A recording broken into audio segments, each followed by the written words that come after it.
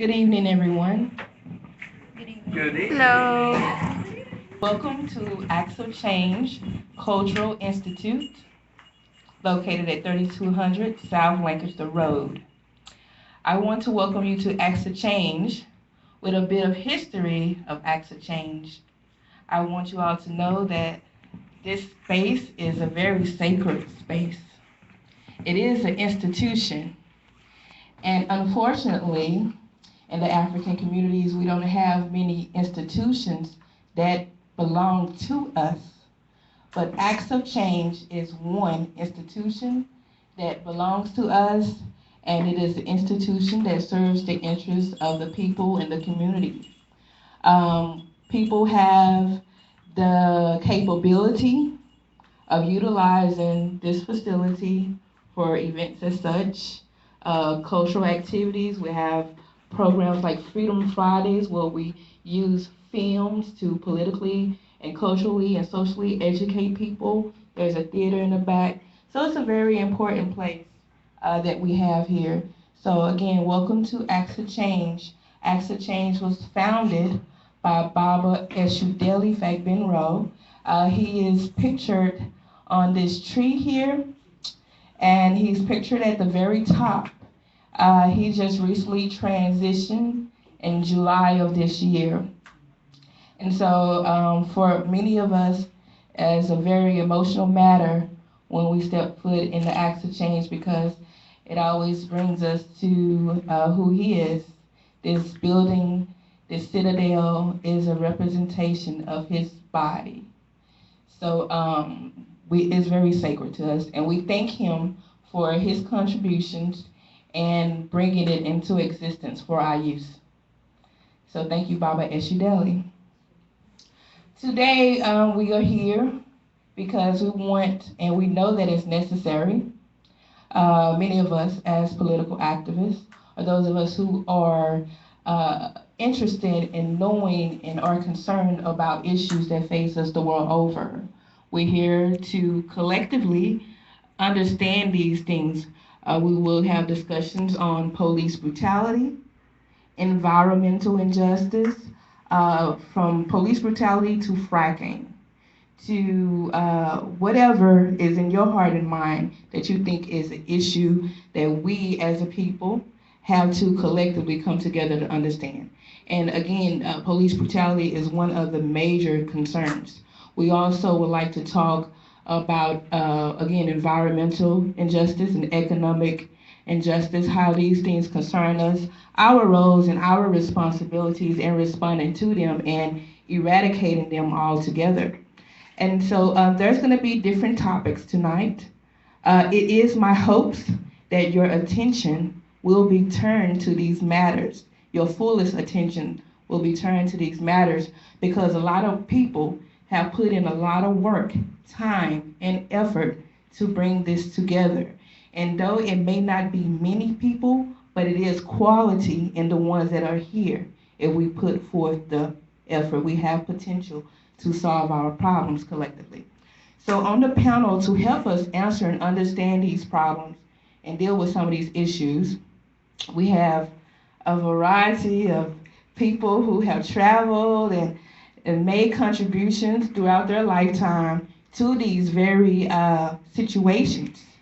And what they represent here is never giving up because, like I said, many of them have made great contributions for years and years and years, but they have never deterred from their goals and their objectives.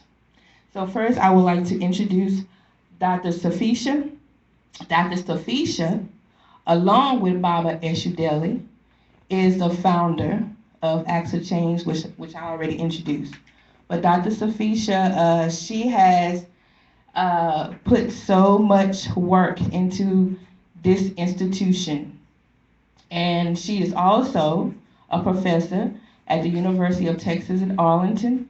She is a professor in Black Studies, and she has the capability to know and understand and put forth effort to help us solve our problems. And she has never, again, like I said, wavered from that responsibility. She has been very consistent.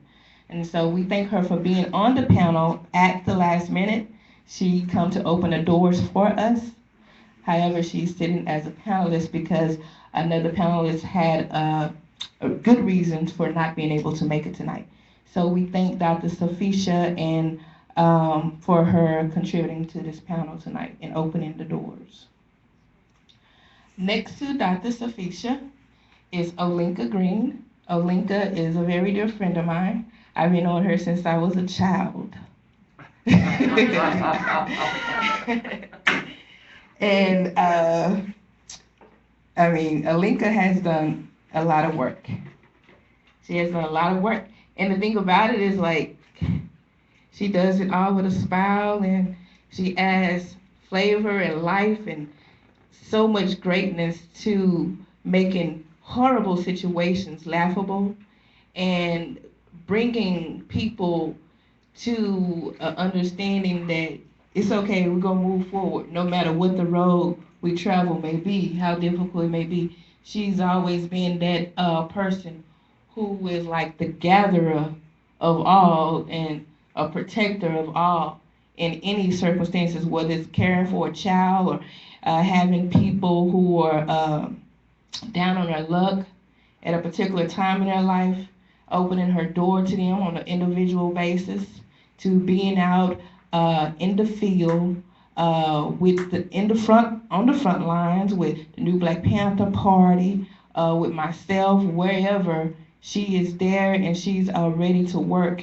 Many of you may know that Alinka is just recently recognized as one of the 10 brilliant Dallas women by the Observer just a couple of last month or so. Yay! So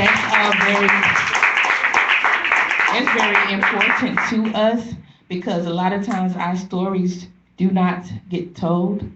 And these stories that unfortunately don't get told enough are stories that need to be heard quite often. So when people know and understand that this woman who just this year particularly had been arrested and brutalized by the Dallas police and had charges brung up against her that were completely outrageous and false and absurd. You know, this woman prevailed from those hands of tyranny. she prevailed, and not only that, but she continued to bring out a lot of things that people don't recognize. Like, for instance, that particular case, Alinka, she has like a rod in her back, and when she was manhandled in the worst way by these authorities, you know, it was a contradiction because the point that she brought out was not only was she a Black woman, but she was also a woman who dealt with a disability. And on a regular basis, people with disabilities get handled inappropriately.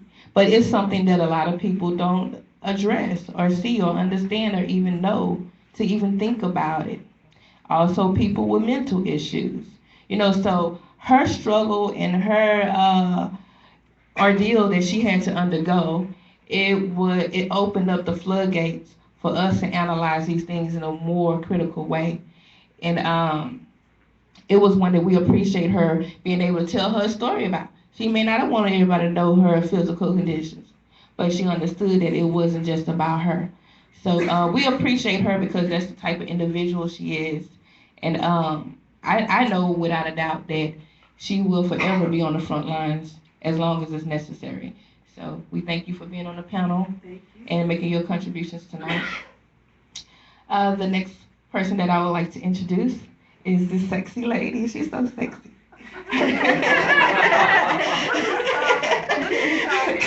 Her name is Jill Stein. This is my very first time meeting her. But my initial seeing her was a vibrance that I really appreciate. I don't know if y'all see it, but she's very bright, vibrant, and I like that. But Jill, she is, hey, Alice. But she is running for our 2016 presidential elections here in the United States of America. She is on the Green Party. She's running as a candidate. And Jill, she's a doctor. She's a mother. She's many things, just like the other women on the panel and like the women in the room.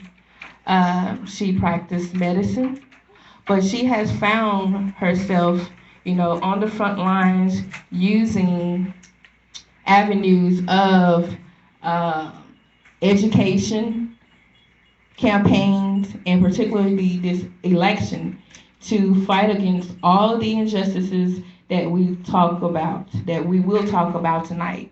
Uh, you don't see quite often when we think of presidential elections here in North America, you don't see people in their platforms addressing those issues unless it's just slammed against their head.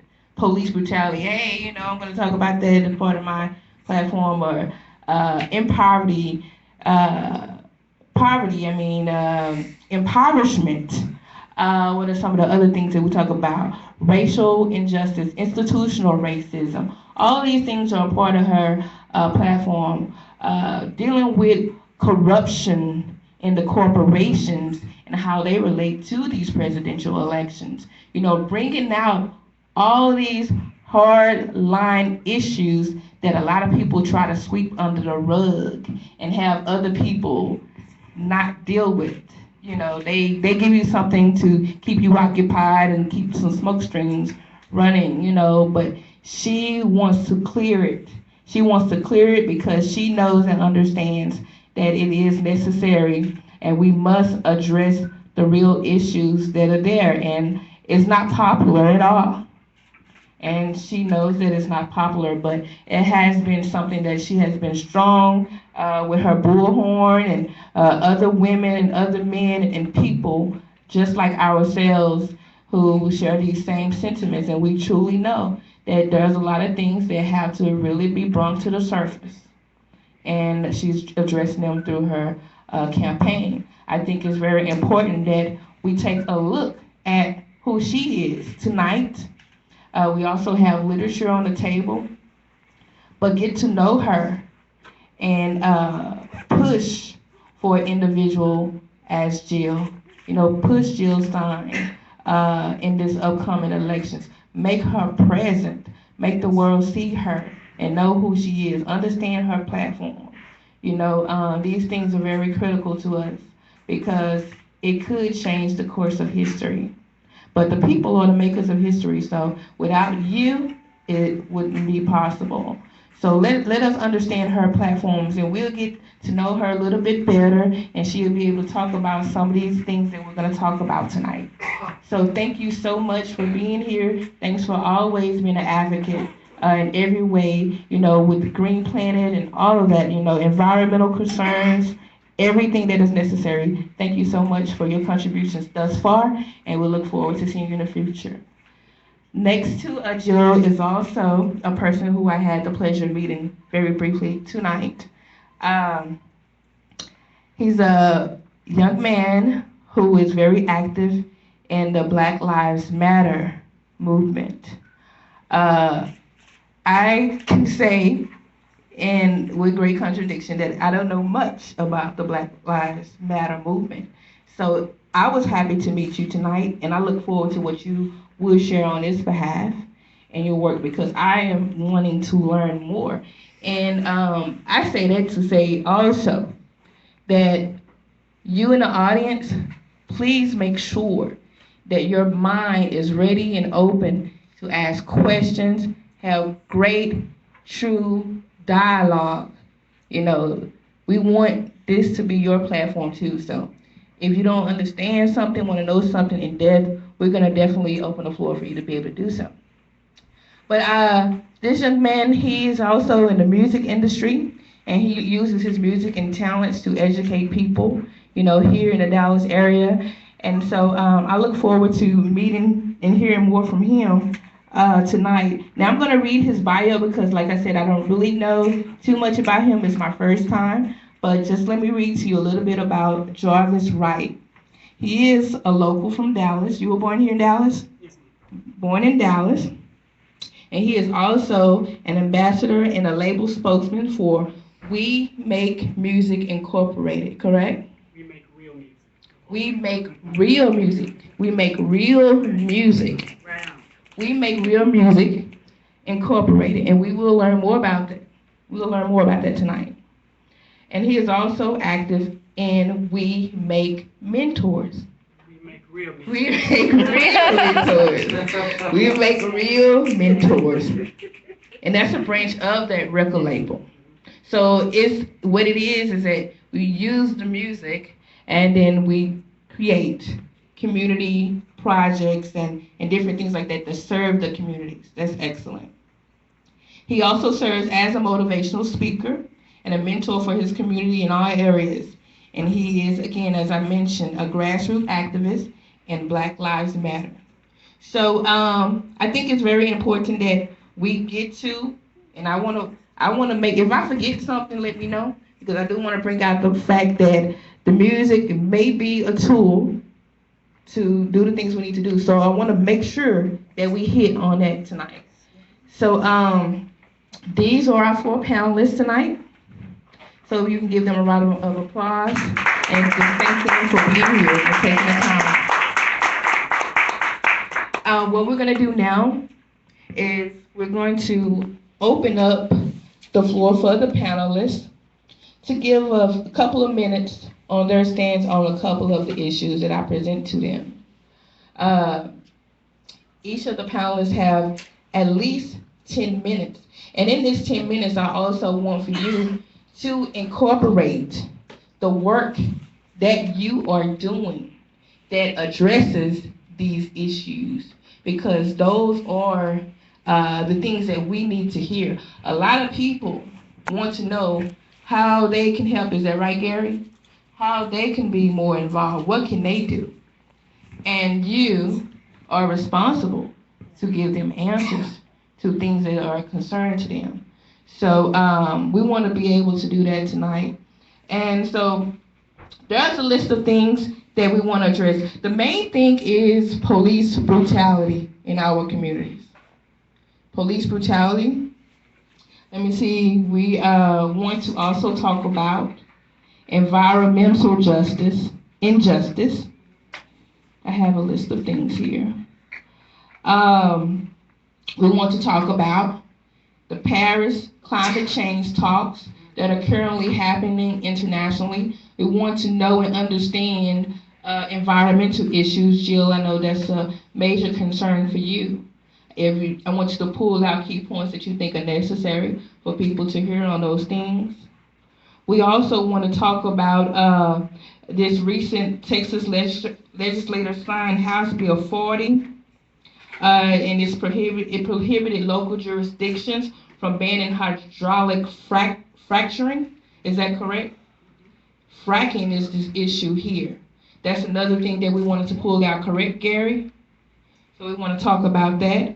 We want to talk about and mention some names of people who have been killed by authorities here in Dallas and examine these things. Where are we now with police brutality when we look at and examine the case of Clinton Allen, Jason Harrison, Andrew Gonyer, Cedric Stevens, and Tobias Mackey? We want to reflect upon all the lives that have been lost.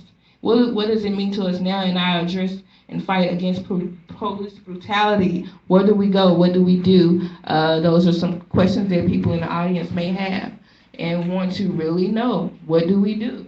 How do we address this issue? Militarization of the people in the communities, you know. So Olinka, Dr. Safisha, I want to know what your thoughts on some of these things that I mentioned. Let me see if there's anything else that we need to talk about. There was recently some arrests this morning in Baltimore with the occupying of the City Hall.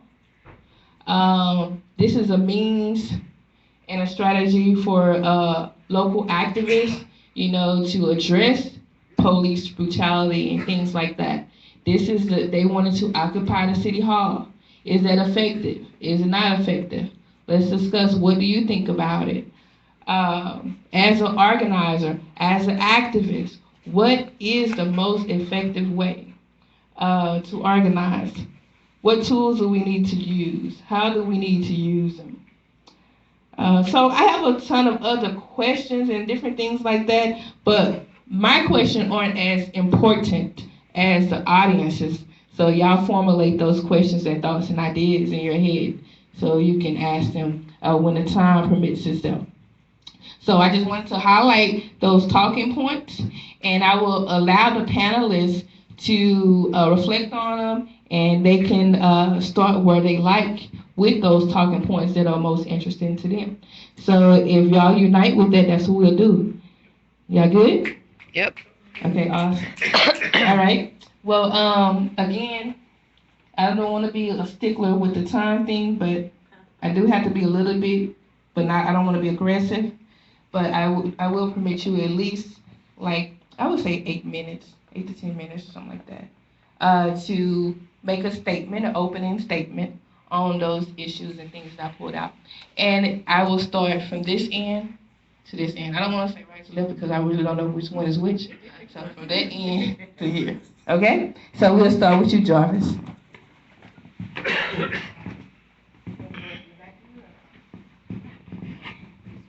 Good evening, everyone. Once again, my name is Jarvis Wright. I just want to thank Onika Green for inviting me and allowing me to sit on this esteemed panel with great individuals. As she stated, I'm part of a local record label here in Dallas called We Make Real Music. We have a branch called We Make Real Mentors, and in that branch, we go to schools and we mentor kids and we support administration. We do community efforts. We also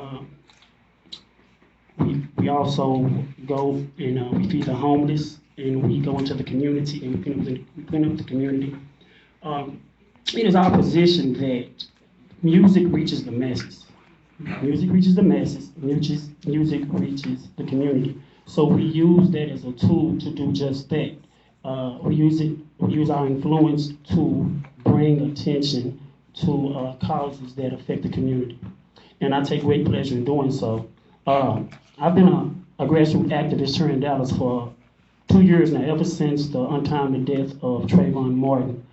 It actually awoke the activist in me, and I've been very passionate with my efforts. At the tender age of 18, I was sentenced to 20 years in federal prison for a drug charge. I had approximately 36 grams of cocaine base, known as crack cocaine. My sentencing guideline was 30 years to life. I killed nobody. But yet I was in cells with murderers that, were facing less time than me. I'm like, wow, how can they be? So during my prison stint, I ended up doing 13 and a half years on a 20-year bid because over time, sentence reform took place. And they really wanted, due to overcrowding, they wanted to get low-level drug offenders, low-level nonviolent drug offenders like myself. They wanted to get us out, which is a good thing. So in 2008, I was released after 13 and a half years. And to say that my transition to where I'm at was easy is a lie. I had a lot of doors closed in my face, a lot of them. Yet my desire to prove everybody wrong were far greater than those denials that I experienced. I refused to lose because I felt like 13 and a half years had been taken from me. So I had a lot to prove. So I would not take no for an answer. I refused to. A topic that I was given to elaborate on tonight is mass incarceration, because I feel like I am a victim of mass incarceration due to prison for profit. I understand now what it's all about. It's all about bodies. in jail cells to generate millions for practically people who really don't give a crap about us. And as I sit here, and if you notice the shirt that I have on, it says all Black Lives Matter. And I've done this purposefully because the public has the erroneous perception that if you are a felon, your life doesn't matter. And that is so wrong. That is so incorrect. That is so incorrect. I paid my dues. I paid my debt to society. While I came out with a clean slate. I expect that from the public. I expect a fair chance. I expect a clean slate. Even with the X on my back, I expect that. So we asked the question, what is mass incarceration? I looked to Michelle Alexander for this answer. According to Michelle Alexander, it is the new Jim Crow. Alexander claims the U.S. criminal justice system uses the war on drugs as a primary tool for enforcing traditional and new modes of discrimination and repression. The new modes have led to not only the highest rate of incarceration in the world, but also an even greater imprisonment of African American men. The United States will imprison 1/3 of its African American population. Whites are more likely to commit drug crimes than people of color, yet there are more African American men in prison than their white counterparts. The culmination of this social control is what Alexander calls a racist case system, a type of stratification wherein African Americans are kept in an inferior position. Alexander posed the question, where have all our black men gone? I will tell you, they're in jail. They're in jail, I assure you of that. There are black men in jail that were enslaved in the 1850s. The U.S. leads the world in mass incarceration, 2.4 million behind bars. That's a 500% increase over the past 30 years. The U.S. incarceration rate is 4 times that of the UK and six times that of Canada. It has 5% of the world population, but 25% of the prison population, and 60% are persons of color.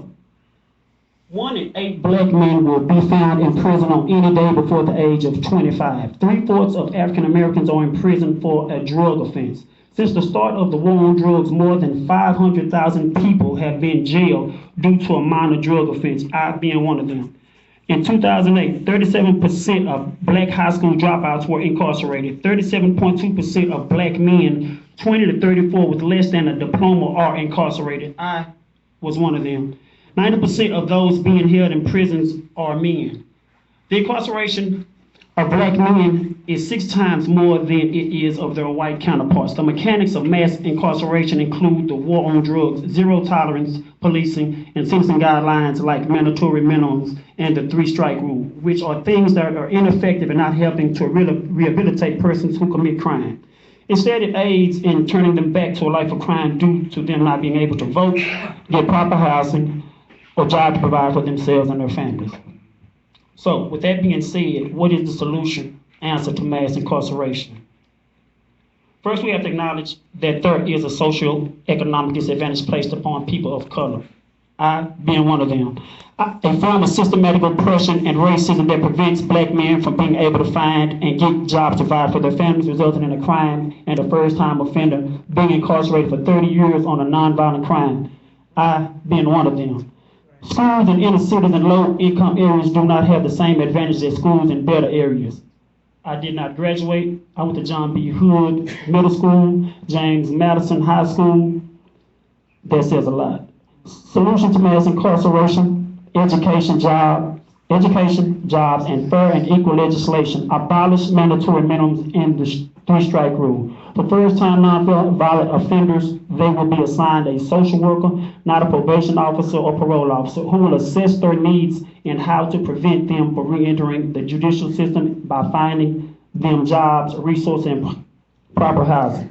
They will have to complete a drug treatment program if they are a drug offender and do community service build up in the community, which they are disrupting. Business should work with offenders to give them employment instead of rejecting them. If they are not a first-time offender, they will have to go through mandatory job training and will be placed in a job at completion. Take some type of college courses or learn skilled trade and businesses. Organizations and corporations will be the ones to teach them how to do the job while they continue earning money to provide for their for themselves. They will have to do community service at local churches, boys and girls clubs, YMCA's, after-school programs, shelters, etc.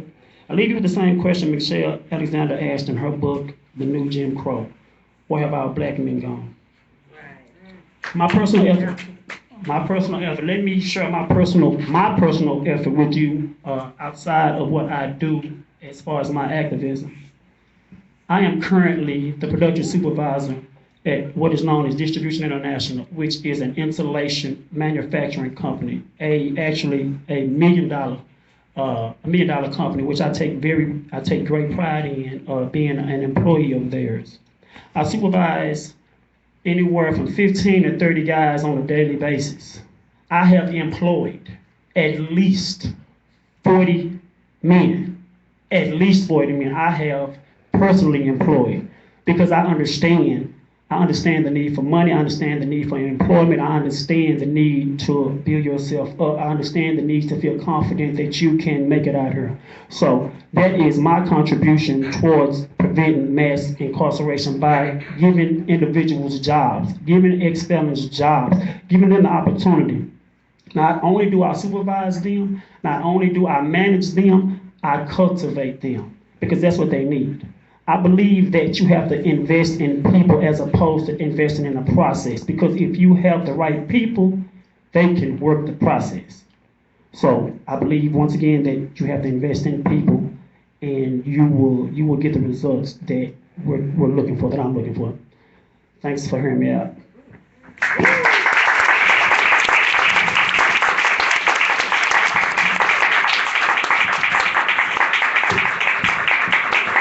Okay. Yeah, well, that was really awesome, and thank you, Jarvis, so much for sharing your amazing story and your success and your triumph. And this should be the rule, not the exception. And everything that he said, I want to say, yeah, that's exactly what we need. And that is, I think, you know, it's what we need to demand and nothing less than that.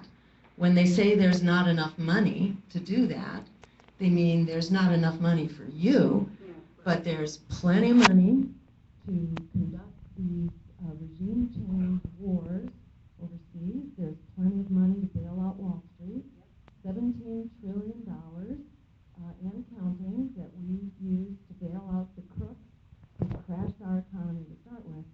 And $5 trillion, that's how much was passed under the Obama administration. $5 trillion in tax cuts for the wealthy, like making George Bush's tax cuts permanent and stuff like that. So I just want to start off by saying there's no reason on earth why everything that Jarvis called for shouldn't be the reality. And that's what we need to work for. And thank you for setting the bar and setting the record straight. Let's see. So I'm just going to say a couple of supporting remarks that really underscore what he said. And, you know, so my background, I am a medical doctor. I spent about 25 years in the clinic. And now I practice political medicine because it's the mother of all illnesses.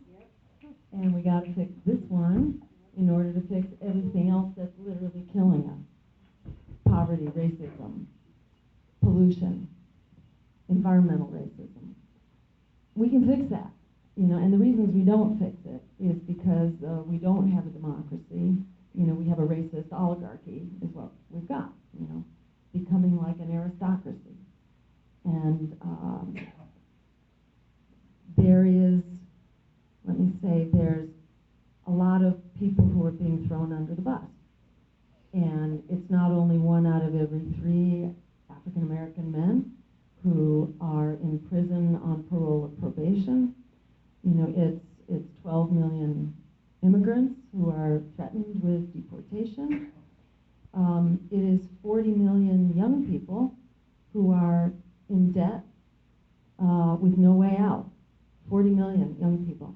And that hurts the African American community more than anyone because that debt falls hardest on the African American community. And young people who don't get the education are hurt the most. And that, again, is from the African American community. We know that among young people who don't have the ability to go on from high school are facing 50% unemployment rate, which is just sky high.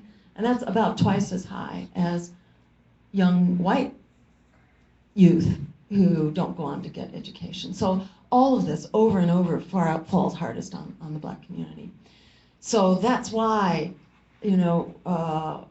Black Lives Matter matters, not only if you're Black, but it matters for everybody. Because if this kind of abuse can be heaped on our most vulnerable demographic, African Americans, then it can be heaped on everyone. So if we can make society work for African American community, we can make it work for everyone. And I want to give a big shout out of gratitude to what Black Lives Matter is doing by standing up and refusing to take no for an answer.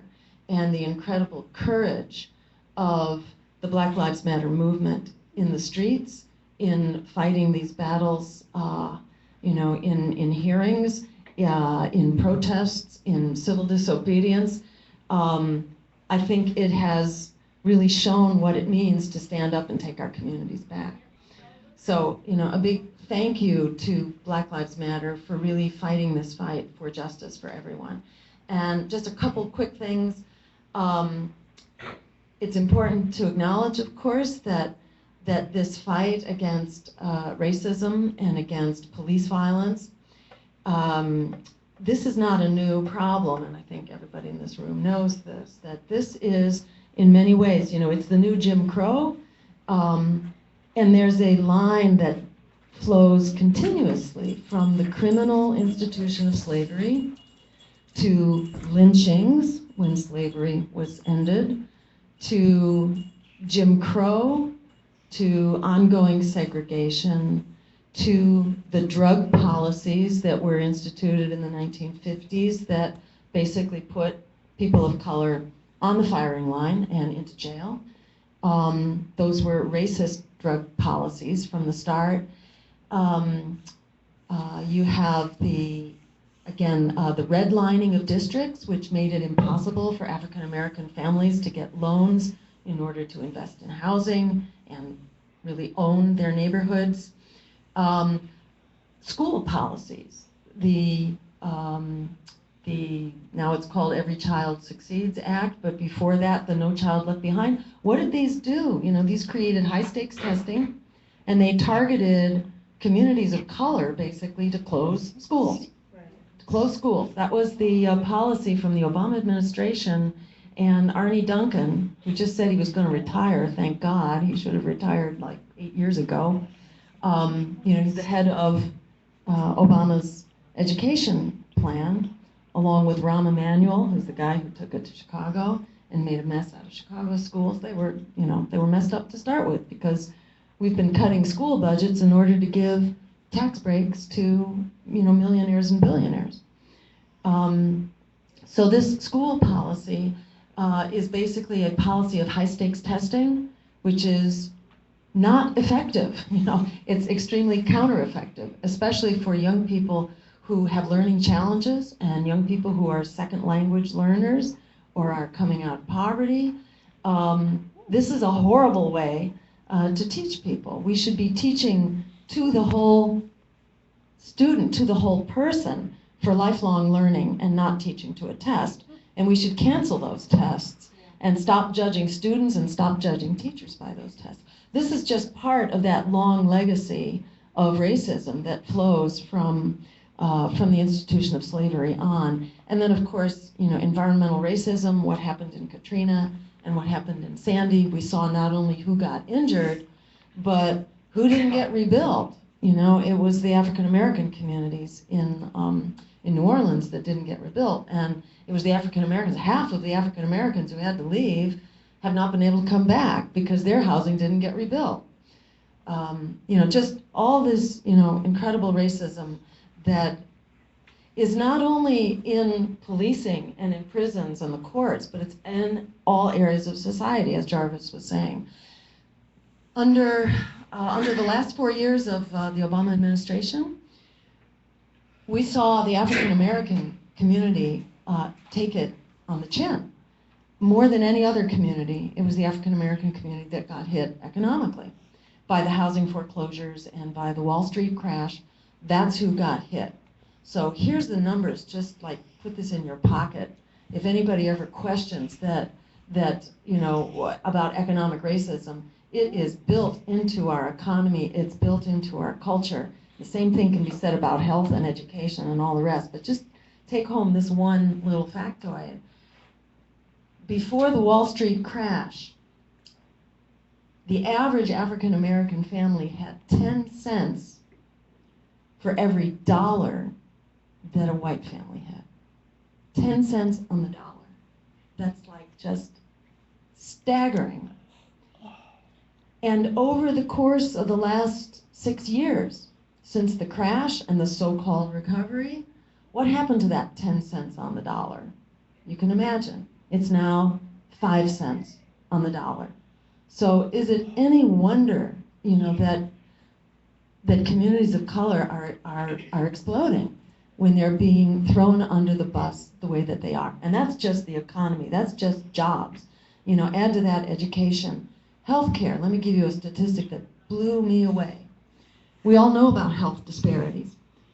And you may have heard this outrageous statistic, that the average African American person, and it's worse for men, but the average African American person has 7 years taken off their lifespan compared to a white person just for being black.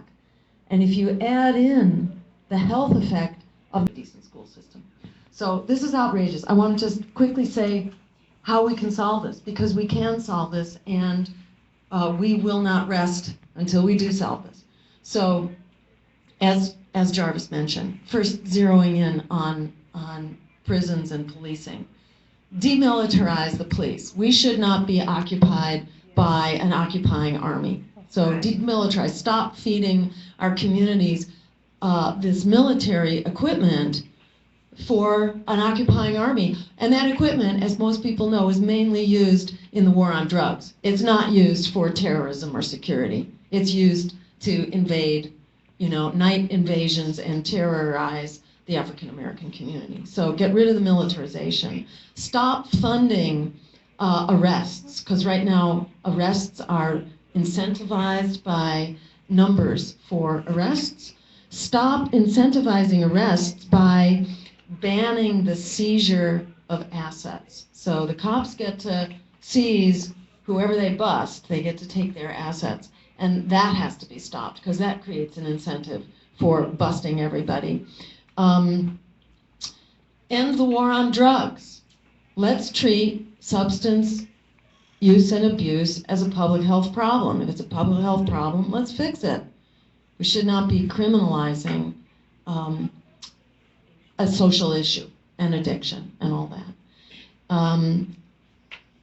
Free the nonviolent drug offenders who are overflowing the jails. Just set them free. Why should they be in jail? Let's treat the drug problem. And we can do that, by the way, and save, you know, how many billions of dollars a year. Let's treat the problem effectively instead of just warehousing people and destroying lives and communities. End the discrimination, then, in former convicts and former felons. As Jarvis was saying, once you've done your service, you've done your service. But these are crimes that people shouldn't have been in. These are not crimes at all. They shouldn't have been called crimes, and people should not have been incarcerated for them. So we need to end the discrimination against former felons in housing, in jobs, in education, in voting. How about we restore the vote to felons, would you say? Yeah. And then let's go on and let's have a system of restorative justice to start with. And what does that mean? That means preventing these problems. This is not rocket science. We can deal with this before it happens.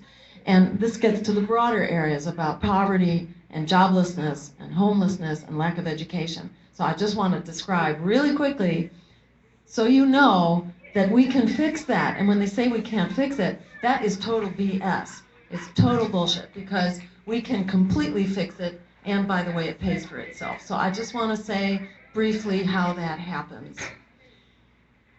In a nutshell, so we have a program called an action plan for racial justice now, a national action plan for racial justice now that contains all of this.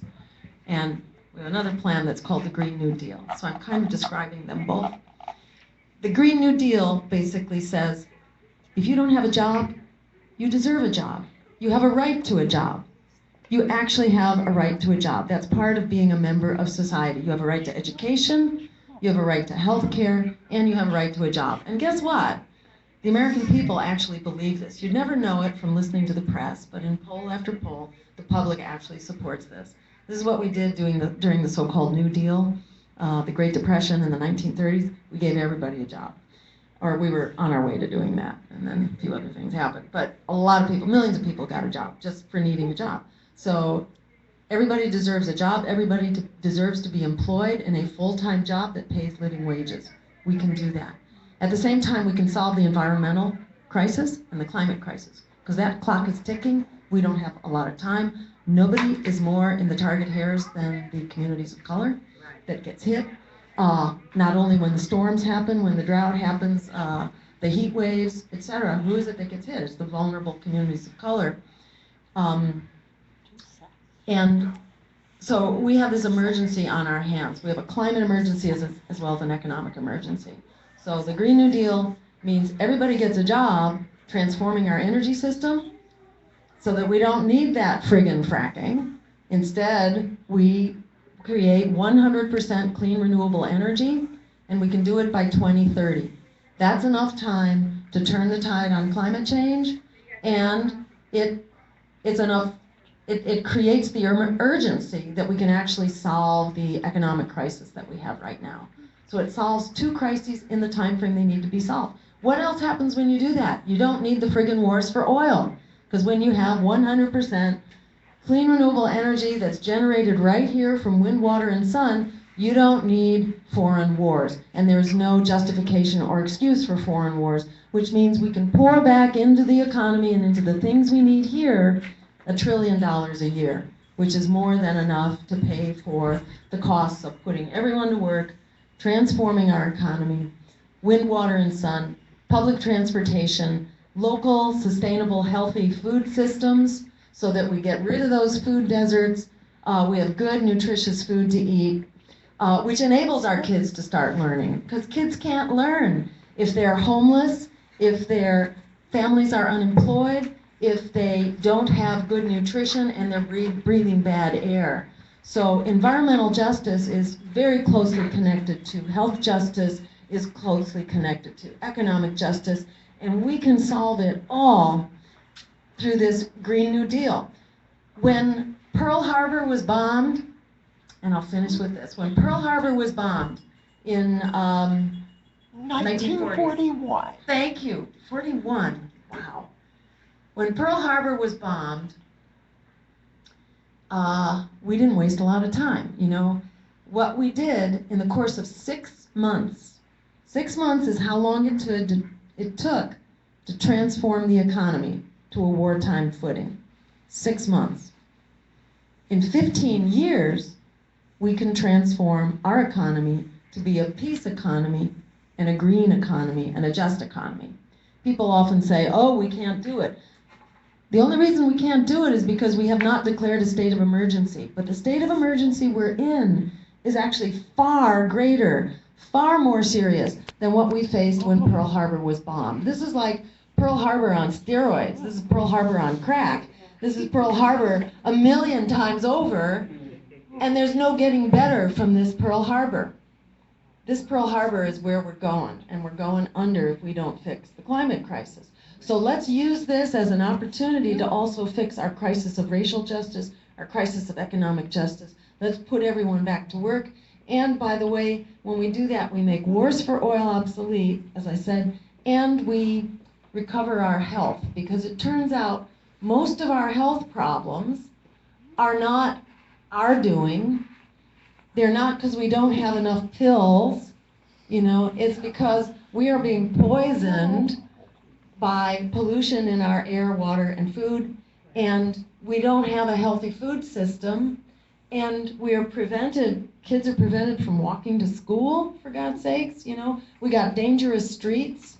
We need to have safe streets, safe sidewalks, and bike paths as part of a public transportation system, and then we have activity built into our lives so that we have all the things that we know. This isn't rocket science, what it takes to have a healthy community. We can have that.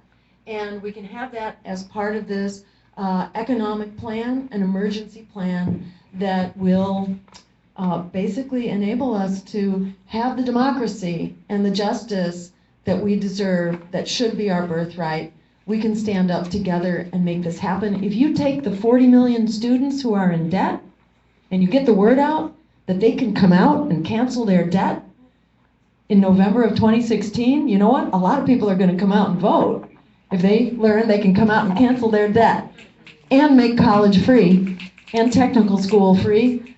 So get that word out. If there's nothing else you do, just get the word out that you can cancel your debt and get a free education by coming out to vote green in 2016, because we are the only ones that support canceling debt. The bunch of candidates are now saying that they would make college free. But no one is saying, except us, that we will cancel student debt. We did it for the friggin' bankers. How about we do it for the students? Right. All right, with that, I'm going to pass this on. Thank you all so much. Wow.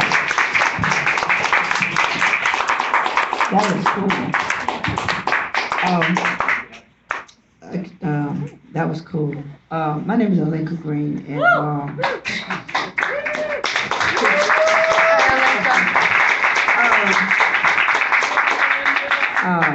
I just want to talk a little bit about police brutality and also environmental racism, how that intertwines itself, because it's a web.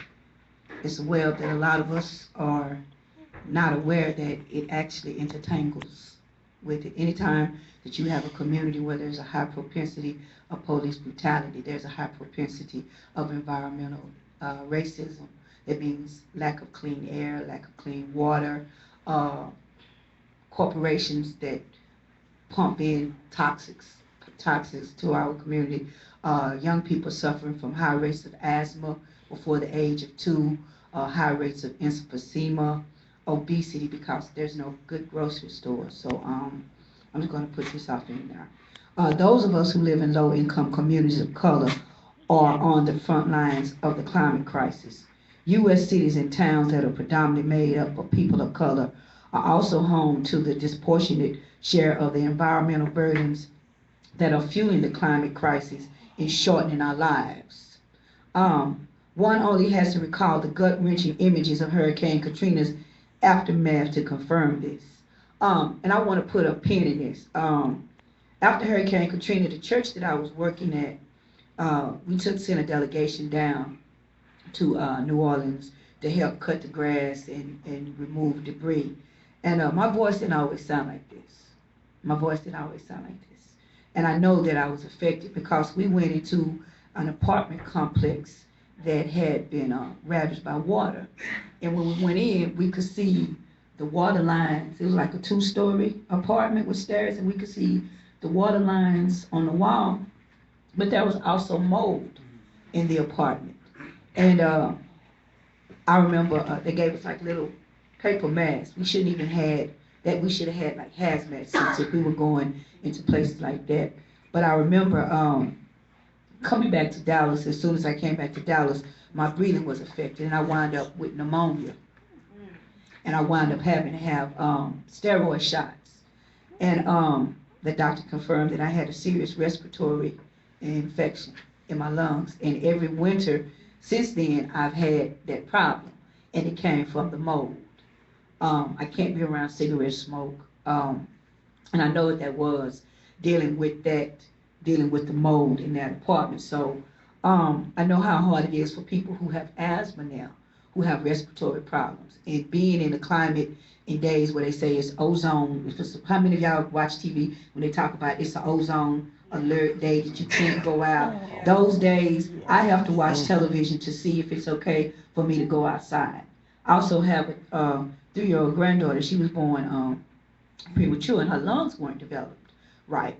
But so we have to now watch days. She had to be on an inhaler. We have to now watch days during the summertime and see when she can come out and when she cannot come out due to ozone crisis. I want to say this as far as at a time when police abuse is more visible than ever thanks to technology and our communities continue to get hit time and time again by climate catastrophe, we cannot afford to choose between a Black Lives Matter protest and a climate justice forum because our survival depends on both of them. Our survival depends on both of them. We cannot say I got to go over here to this and I can't go over this. We need to be in both. We need to intertwine both because not only are we being killed by the police, we're being killed by the lack of air. So that's a Black Lives Matter issue too when you don't have clean air. So we cannot separate this. We're up under police terrorism and we're also up under environmental terrorism also. We have to think about that. We have to sincerely think about that because if they're not getting us through the criminal system, they're getting us through the climate system. So we don't think about that. When you have a high propensity of children who are 3 years old showing up in the emergency room with respiratory problems, developing asthma and emphysema, and then we think about all the toxins that's being put into our community. And how many of us in this room remember the Dixie plant smelter over in West Dallas? Horrible. Horrible. Children being born without arms. Children, and they had a high rate of young people that were going to special education, not because they were dumb, it was because of the lead in the system. And the lead that was in the apartments, in the housing projects, because they knew that these projects were being built for African Americans and they used lead paint. So if we look also at if we look at police brutality and we look at environmental pollution, we got to look at Freddie Gray. Freddie Gray's family won this first settlement of money because Freddie Gray and his sisters were living in Baltimore in apartments that were poisoned with lead. So we must understand that we are intertwined. We are intertwined in this situation. As a young woman, I started organizing against racial violence and police misconduct. And for the last 20 years, I have been struggling for environmental and climate justice. Now, as descendants of slavery and colonization, our communities have lived and continue to live at the intersection of these challenges. Anytime that you come into a community that's controlled by somebody else other than yourself, that is colonization. Anytime that you are denied the basic tenets of water, clean water and clean air and education and decent food, that is slavery. Because you're depending on somebody else to give you these basics, which you should have had in the first place. So if we look at it today, we're still living up under those. There might not be chains, but the presence is still there. The presence is still there. So we have to understand that these are both have a long history rooted in the extraction and abuse of our labor and later the extraction and abuse of our resources. Not too far from here, the meat packing plant, right down there off of Corinth, they had a meat processing plant. For years, the people have been complaining about the smell of the meat packing plant. Come to find out that this only way that they find out what this person had been doing is that somebody had flown a drone out over that area. Now this is an area of minorities, Hispanics and blacks, have been complaining for years to the city council about this rancid smell that's been going on. And the only way they found out that this man was pouring pig's blood, gallons and gallons of pig's blood into the Trinity Creek in this neighborhood, a park the children go play at, and it was a drone flying by, and they saw this from the sky, that this man had been pouring gallons and gallons. And the only reason that he was doing that is because he knew or he thought that nobody in this community, no higher power would be concerned about what was going on. But somebody was concerned Because you're not going to continue to come into these communities and pour this toxic pig blood into the creeks. And it flows into the Trinity River. Now, we live in the Trinity Forest, which is one of the largest forests in the United States. People fishing that. That goes into our water system. But again, that's a corporation saying to hell with you because you're people of color and nobody's going to come to your aid. But he was wrong. Because whether they know it or not, there are people who do care about their communities and our resources, So these both involve people who are the descendants of historical trauma and who are now faced with the catastrophe of a changing climate. Not only are we dealing with police brutality, but we're dealing with a changing climate. Like she said, by 2030, if we're not careful, we won't have any clean air. We will be having to walk around here like something out of, what's that book? The Book of Eli. The Book of Eli, you know what I'm saying? Or where people gotta wear masks and things. Or I think like even Mad Max. Anybody seen Mad Max? That's exactly what I'm thinking about. That we're all gonna have to be in doom buggies trying to go find water. You know what I'm saying? But and we're not really cool. There's going to be an actual Tina Turner that's withholding the water. That's what the corporations are going to turn into. We're headed toward that. We have places in America right now that used to be green that now look like the Sahara Desert. We look at California. Look at California. How long has that drought been going on? A long time. What was that? About 2 or 3 months ago, the heat index in India was what? 100. It was 160 degrees outside. The streets were melting. The streets were actually melting. My aunt lives in that neighborhood. They couldn't go out for a whole week. Thank you. Because it was that hot. People Yes. were just dying. Yes. In the thousands. Yes. Telephone line, electric poles. The telephone lines, electric lines were melting. We have to understand that we are up under attack, and for those in this room that don't understand that, our climate in our terrain is changing. We're now living in places where we have food deserts. That's why community gardens are so important.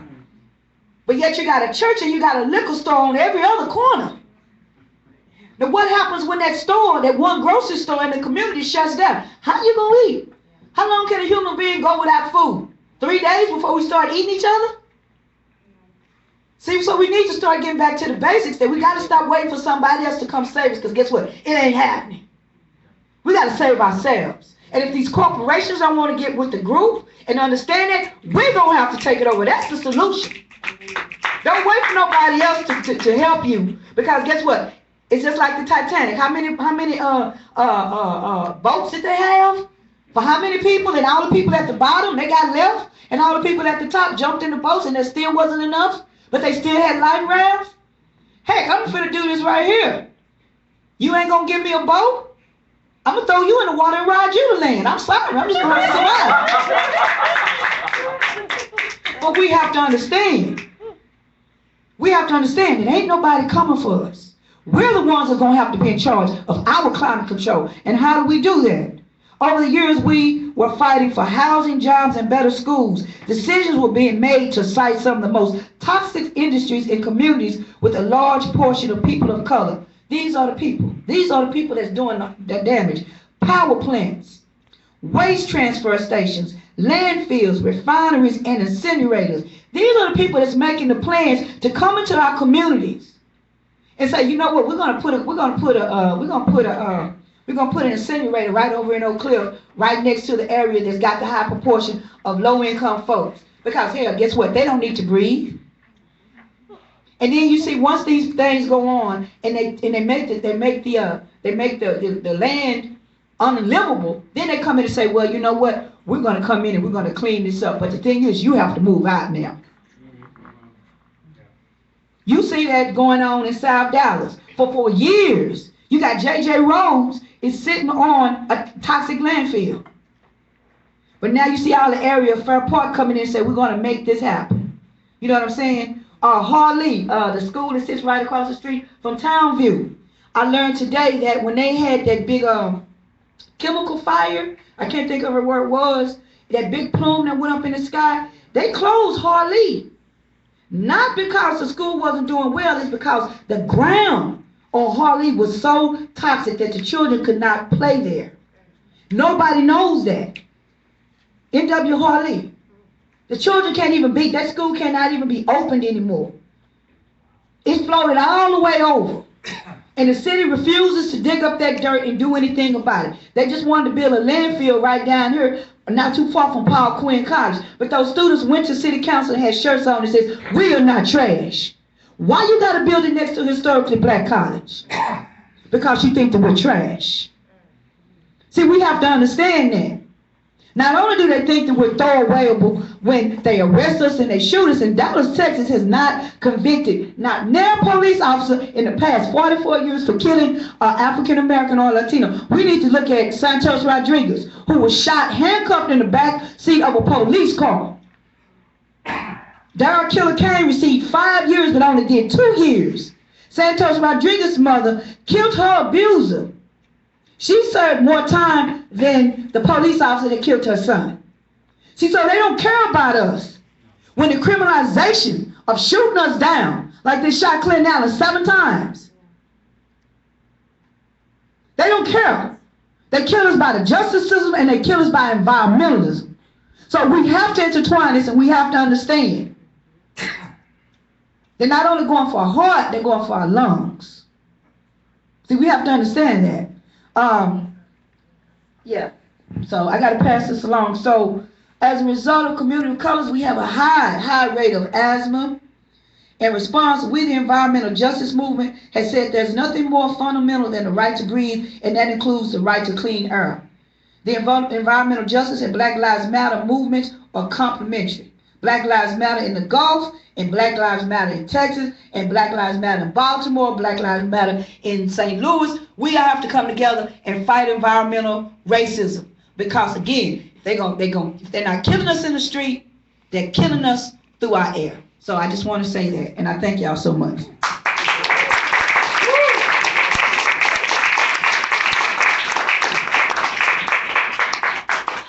Good evening. Good evening. My name is Dr. Safisha Hill, and welcome to my space. I'm glad that you're here. Thank you. Thank you. I consider myself to be an African-centered scholar activist. There are very few of us that exist because most of my colleagues are very busy trying to gain tenure in the university. Most of my colleagues are not familiar with people in the community. Most of my colleagues don't really take time to talk with their students or educate them because they want to make sure that they don't upset the status quo. I'm not that sister. I'm not that sister. I never have been. This is how I dress to go to work. This is how I dress to go to work. And wear all my suits very, years and years ago, but I am an educator. And I am blessed to be able to do what I love to do and get paid for it. I teach in the minor program in African American Studies at UT Arlington. It is a new program. I teach a course on Introduction to Black Studies, on Black families and Black women. I'm very open and honest with my students. After class, they still hang around me. Some of them will come and sit in my class. I'm like, "You in my class?" "No, ma'am." "Were you in my class last year?" "Yeah," but they come regularly. I was like, "Okay, I'm just going to give you an assignment." I also teach 2 online courses for Cedar Valley. I teach a course on Black women and one on social issues in Black community. One of the major social issues that we discuss is police brutality. What's interesting is I have in my online class 3 officers of the law. And so it's interesting, their comments are very careful because they don't want their stuff to be out there to anyone. Now, one thing that I have to remind people about the police are the origin. It's always important to know the history of anything. And what's interesting is that those who are majoring in criminal justice were not taught the origins of the police. I have students from various fields, and they're like, "I didn't know." I'm like, "But you're a senior major in criminal justice. How come you didn't know that?" Well, now, the origins come from slave catchers. Slave catchers. Slave catchers. Because, property, you need to, go back and retain your property because, it's value. African people were considered property. And so as many of our ancestors developed this disease called drapetomania. Drapetomania, Dr. Cartwright, I can't think of his first name, but he was a psychologist, physician, who diagnosed African people who wanted to be free with a mental illness called drapetomania, and said they must be ill because they want to be free. I suffer from that disease. Me too. And I know many people who do. Yes, drapetomania is what it's called. And what's very interesting is that the justification of the slave catchers, of course, to catch the runaway slaves, also in the area of St. Louis, as the immigrants came into the area, the slave catchers were also there on patrol to observe and to make it safe because of the native people who were already there. So the slave catchers or patrol catchers were very busy chasing people of color out of their home environment to make it safe for the Europeans who came over to settle the states of America. A lot of people don't understand this. Well, the connection is still there. You see some of the things that the slave catchers that turned into the Ku Klux Klan, that turned into the police department, did historically.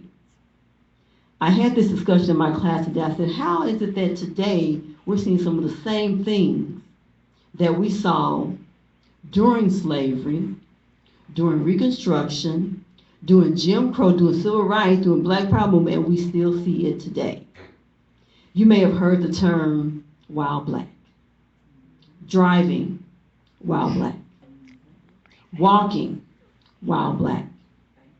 Just recently, banking, wild black. And let's not forget staring, wild black. So Black people are under attack on a regular basis. And we want to say, oh, but you have a Black president now. Racism has ended. I try not to use profanity because I'm a professional, but when people say it to me, I have some very colorful responses to that. And the first thing is look at the history of it, is look at that level of violence.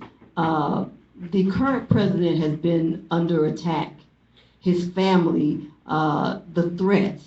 And then even, you may have heard that there were some people who were, I think they had plans to go on a killing spree.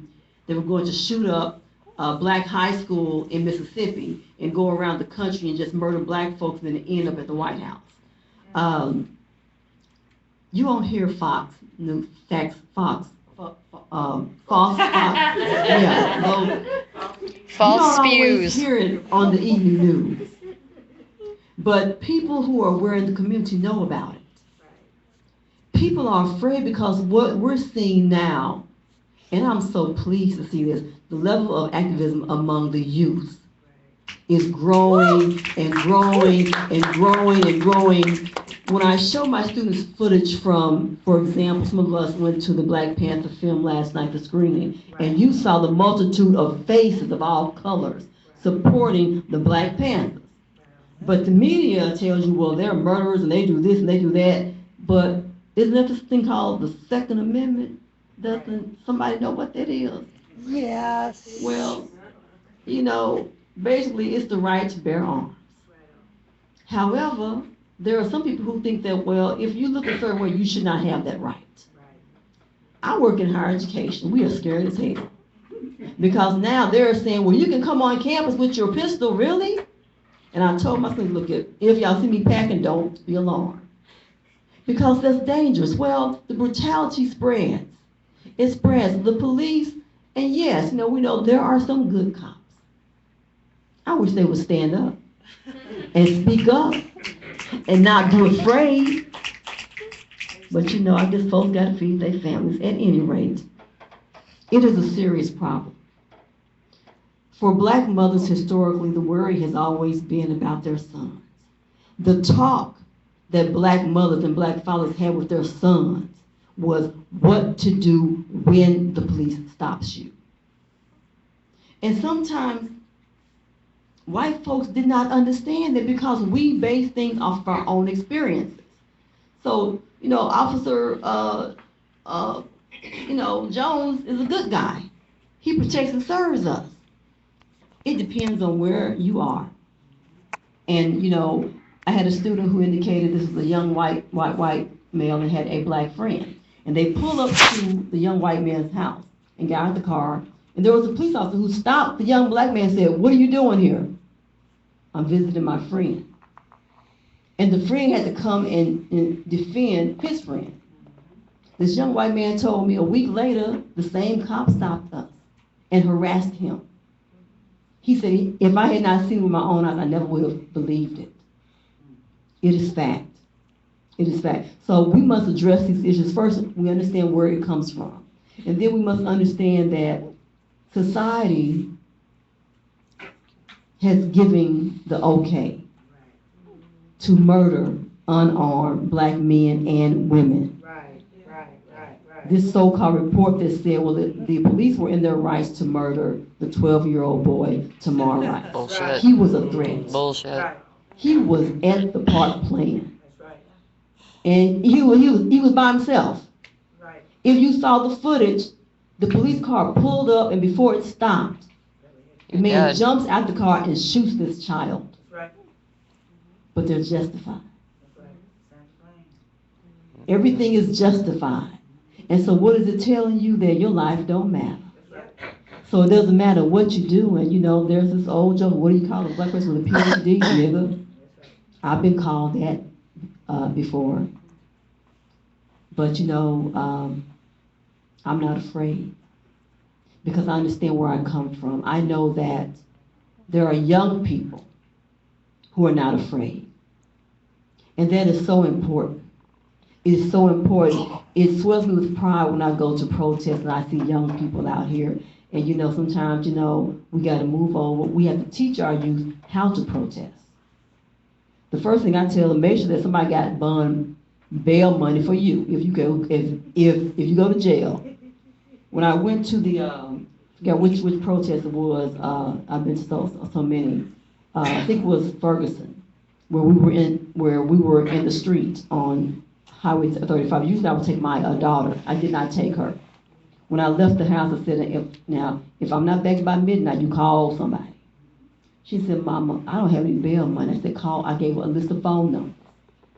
Because she know her mama. She be out there on the protest line with me because I'm teaching her. But make sure, one last thing because I know my time is up. In order to be effective, you must know the rules.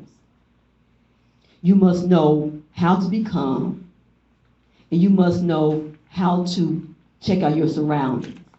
Don't go into a space where you can't get out. Make sure that when you speak that you know what you're talking about. When you're organized, don't let just any fool speak. There's an African proverb that says it is better to allow others to think you're a fool than to open your mouth and to remove all doubt. Sometimes we have fools speaking for us. Don't y'all let that fool speak. In the African community, we always must ask our elders, may we have permission to speak? If the elders say, "No, fool, sit down," we gotta sit down. So make sure when you're organized, because everybody wants to be the spokesperson, make sure that they are of sound mind. Because sometimes we want to just talk. I call it verbal masturbation. Just talking to get off on your own, so just talking, just bullshit coming out your mouth. And we don't need that. So screen your speakers. I do that with my students. I tell them, look, if you cannot say, "I'm the president of so-and-so and I have a 3.0, you cannot speak. So screen your people. Make sure that they don't go out saying stuff that the organization does not agree on. That's very important. And thank you so very much.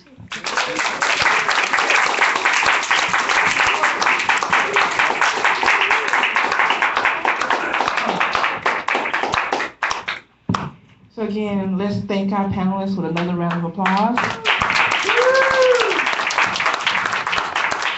In my opinion, I think that they did a very good job at the topics that needed to be presented to you tonight, that we do want to open up with a discussion on. And in addition to it, Jarvis started with mass incarceration, which I did not mention, which is very, very important. So thank you for making sure that that was noted. Um, I will have to ask, excuse me, I need to ask permission from Dr. Safisha if we could extend for about 20 minutes. Thank you so much. Go ahead. Can we pass that basket now before people file out? Oh, yes. My apologies. This basket is here because we want to ask you all to make donations to Acts of Change Cultural Institution and to help, promote. Can you man pass it around for me? To help us sustain this place. It's a great contribution. So thank you all for whatever you can contribute. So Dr. Safisha has allowed us, some additional time to deal with Q&A because we did get a late start, and we appreciate that. Like again, she had some other projects that she was working on, but she do understand that this is important to us, so therefore she has made sacrifices.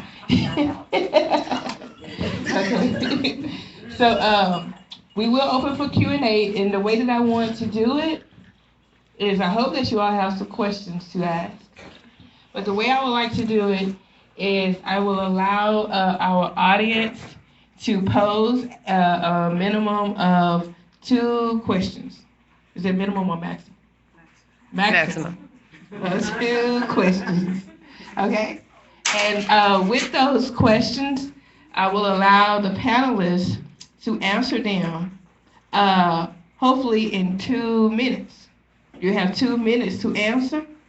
Is that fair?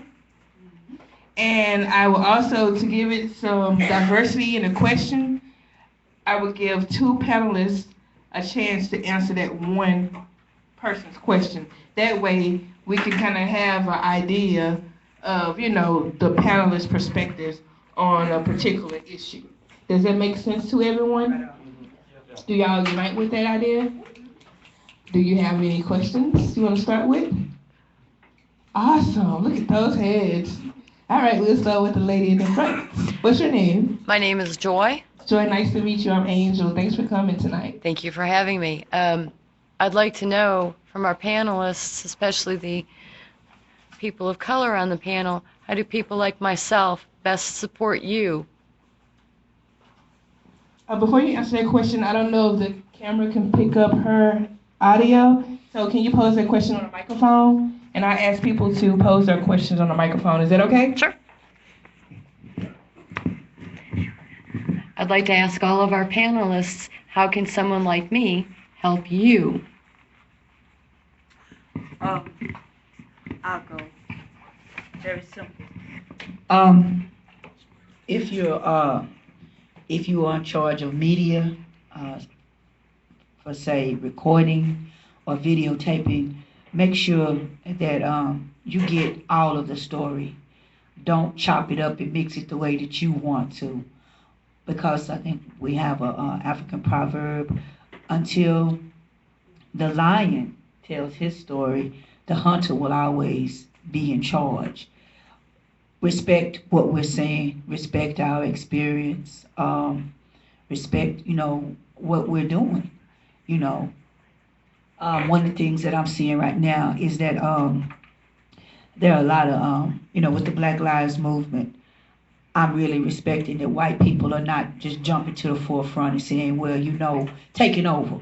They're really understanding that this is what we're going through, and they're respecting, what's going on. They're contributing, but they're not jumping in front and trying to be the face or the voice of the Black Lives Movement. And I want to say it's not a moment.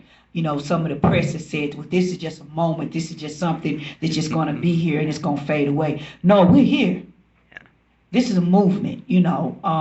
Somebody was saying that this is not your grandmother's civil rights movement. No, it's not. I mean, grandmother and them went through some serious things. They went through, hell and high water crossing Selma, but they didn't have St. Louis. They might have had Birmingham, but this is just an extension of the civil rights movement, but it's being done with technology. And what's so cool about it is that it's international solidarity. The young people over in Palestine were tweeting back and forth to the young people in St. Louis, saying this is how you handle tear gas. So it's just not being, compartmentalized here in America. They're seeing it all over the world. With Arab Spring, Egyptian Spring, we had young people that was looking at that. So people are strategizing and people are understanding that it's all over. So respect our story. Show it the way that we are presented. Don't chop it up and make it to where it fits you or fits your experience. Respect what we're doing, acknowledge it, and get it out there to the world. So that's what I want to say about that. Thank you. My, Yeah, we'll also answer that question for you. my response first thing that you are here. Right. That's very important. Right. Thank you. I believe that the most important thing that you can do is tell others what you know, what you see, and try to understand what it is. And don't be afraid to talk to others about it. You will get resistance.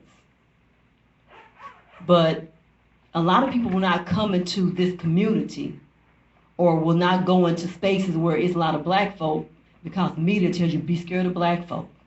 They're going to do this and do that and do that.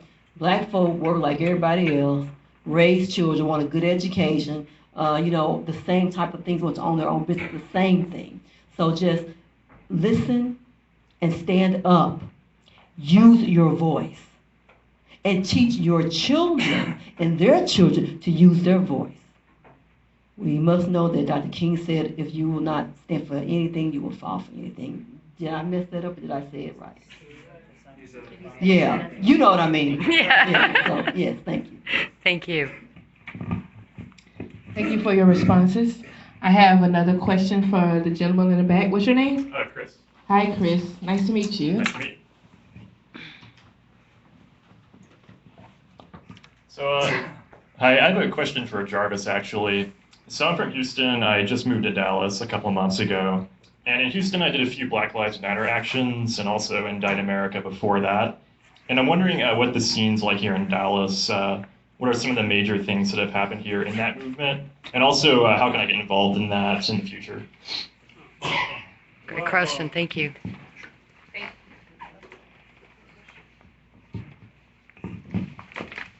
Well, first of all, I want to say I definitely appreciate your participation in furthering the effort of the Black Lives Matter movement. And what I need white people to understand is we actually need your presence in the Black Lives Matter movement because you actually give us the validity we need.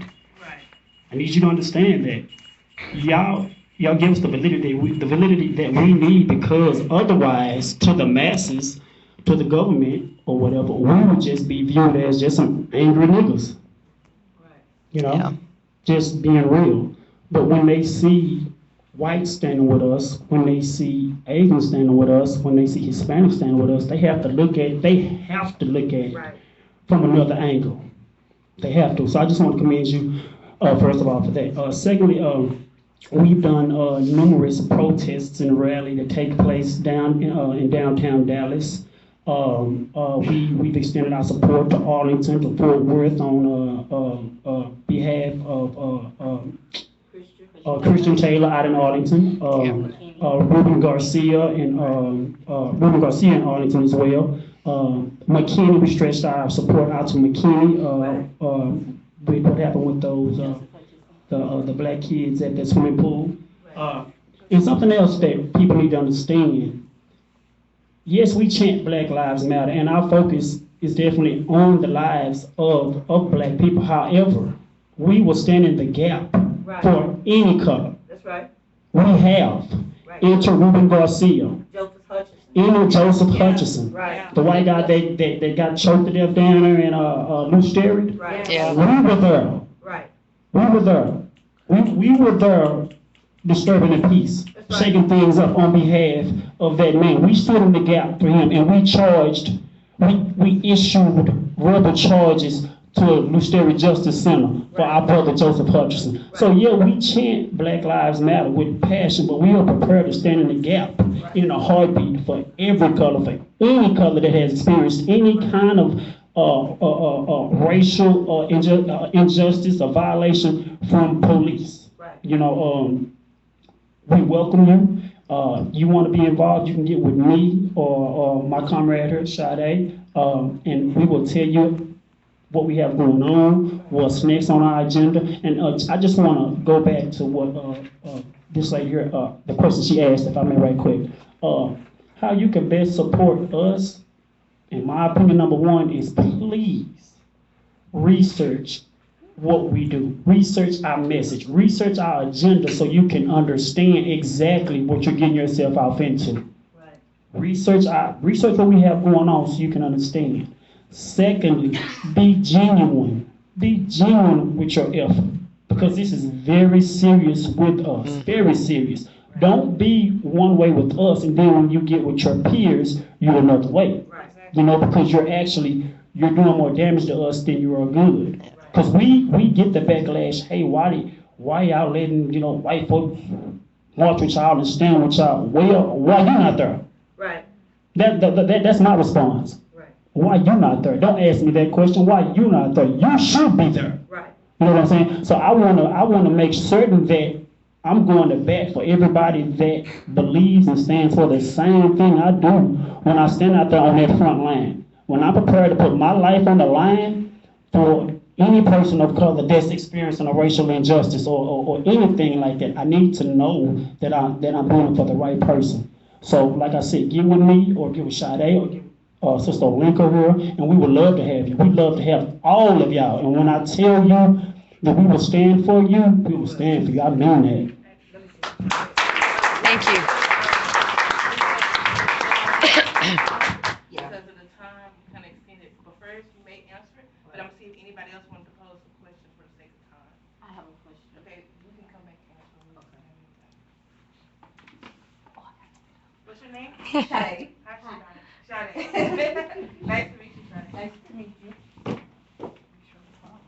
My question is for you, Ms. Stein.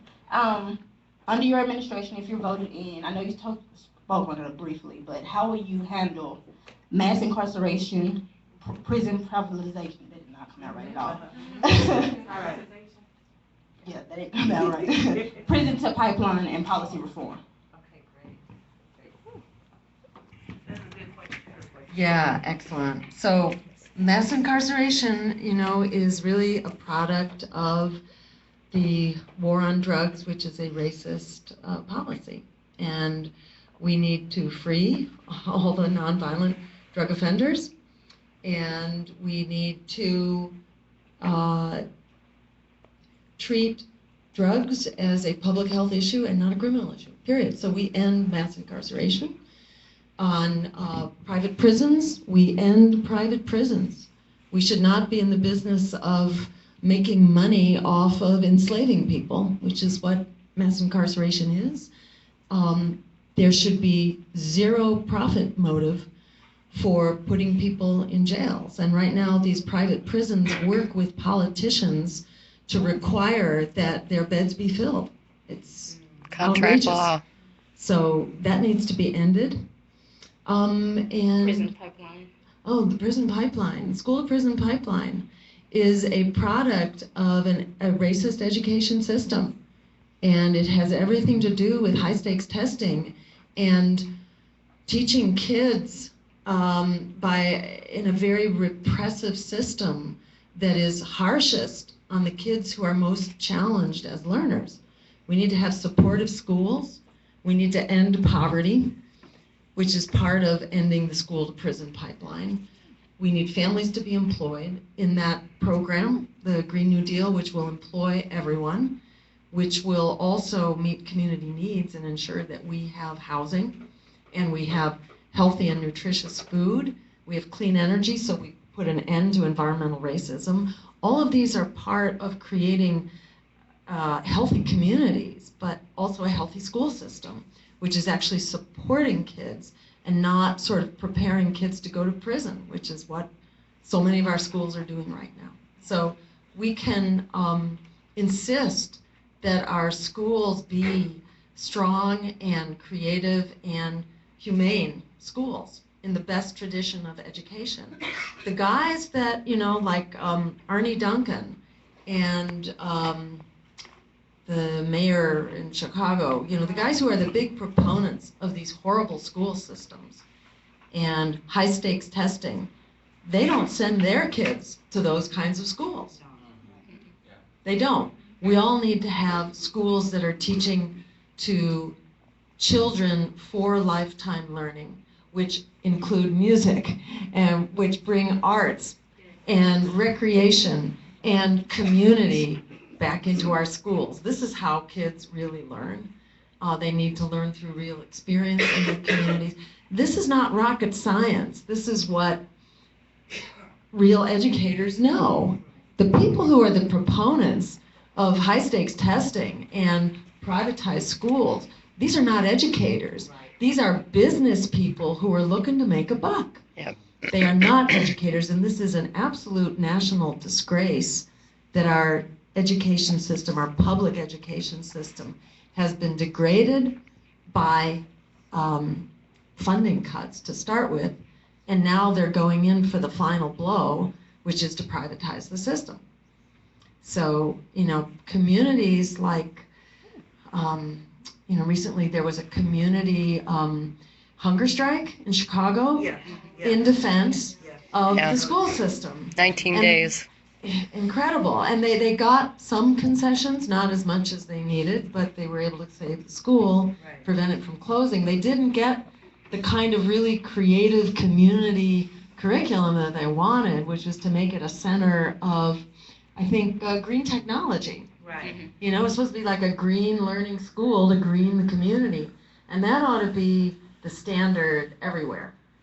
And, in my mind, the way that we move forward on this is by, doing what we're doing here tonight. Right. They would like us to be divided and conquered and separated into separate movements. Right. We also need to bring our movements together, because if we come together so that Black Lives Matter, so that everyone has a job, so that we have a right to excellent education and health care. If we're bringing the movements together in a system change, in a system change that puts people, planet, and peace over profit. We bring it all together. It's for us, it's for the ecology, and it's for peace. We can't get one of those unless we get all of them. And if we get together, then they can't stop us. Thank you. I want to address what Jarvis was saying. Okay. I got you. Okay. Did we have another question from the audience? I just forgot about you. I just want to make sure that we have, for the sake of time, I want our audience to be able to ask their questions. Thank you all very much, and it's thank you especially Dr. Hill for allowing us to be in this space. It's nice to have a place that has clearly a connection to the ancestors and to that is opening a sacred space for us. I think that's important. It makes this conversation more meaningful for me. It makes me more present here in my spirit. And my name's Tane from Austin, and I've been a community organizer for a long time. I've seen a lot of panels. They usually don't sound like this, and there's this difference between, I think, what some of y'all are saying, which is inspiring to me, is that you're talking about fighting to win. You're not talking about, oh, we're always going to be subsumed under something that is crushing me, but actually we are now working to, we want liberation for our people. And I think we all want liberation from our people, whoever we are. I also want to ask you, I want to ask you all a question, if I may, and that is, what role does culture play in this? I think we've been a long time taught that we are all just going to be subsumed underneath a homogenous, liberal, essentially white culture. And that's not true. I don't believe that. And whether it's religion or art or whatever it may be, I think that there's going to have to be something more. And is there something inside each of you that you want to share that helps you be able to see that vision for the future? What is it for you in terms of how we transform our society? Thank you. And then, Alinka, you will reflect on it as well?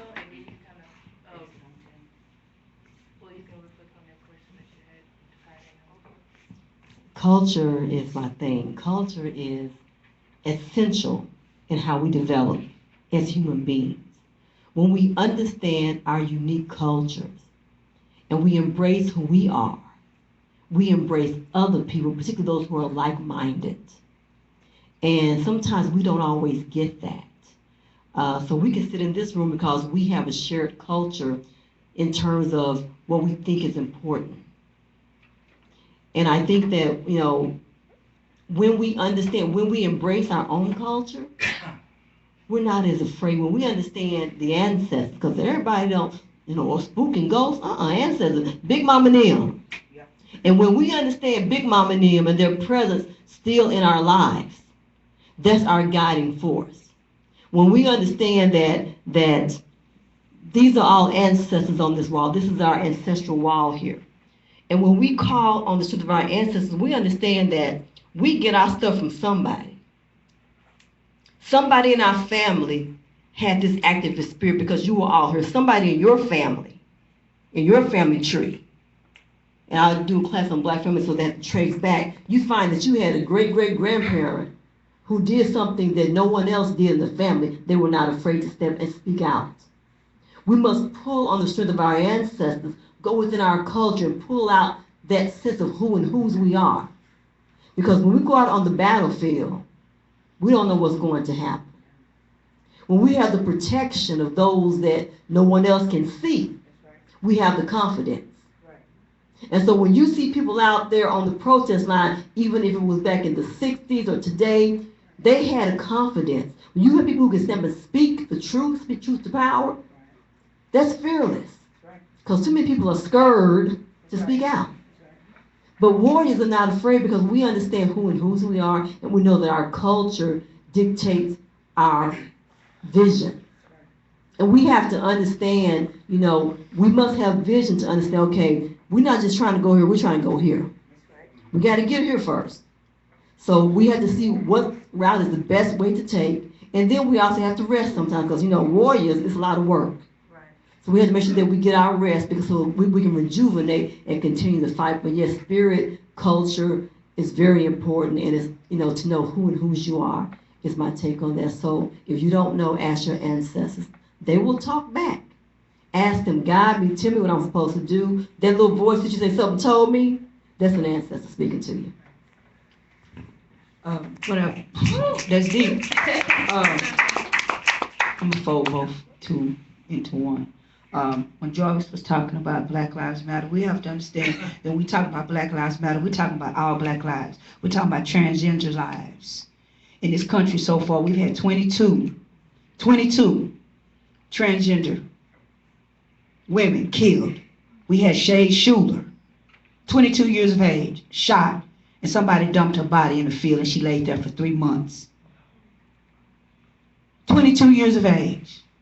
So we have to understand that we're just not talking about straight lives, straight black lives. We're talking about people who are living queer lives. We're talking about people who are disabled. We're talking about low-income lives. We're talking about people that are coming that are incarcerated black lives, those that are coming out of jail, the formerly incarcerated black lives. All of those lives matter. And I want to say this, is that when I got arrested for passing out flyers talking about law enforcement violence against women of color and also transgender women of color. So when we talk about culture, our culture shows us to respect all life. Because we've all had somebody in our family who we might have figured just wasn't right. But they were right, we just weren't right. We just weren't tapped in. We had grandmama get up in the morning and first thing she did ritual. She prayed. Our culture dictates that we tap in and we talk to our ancestors. And when she talked about the warrior principle, me as a warrior, I don't leave the house without praying. I ask God to make sure that my tongue is a tablet of truth. I ask to make sure that my hand is a hammer of righteousness. Because I know that I'm dealing with something that's out of line. So we have to invoke that. We have to ask for that strength. And even when we come back from protesting, like when I came back from Sandra Bland, I had to do some deep cleansing. Because that could have been me. We had the same charges. Only thing it was is that She died and I didn't.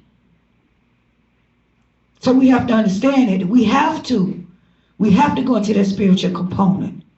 We have to understand that we have to advocate for our sisters and our brothers.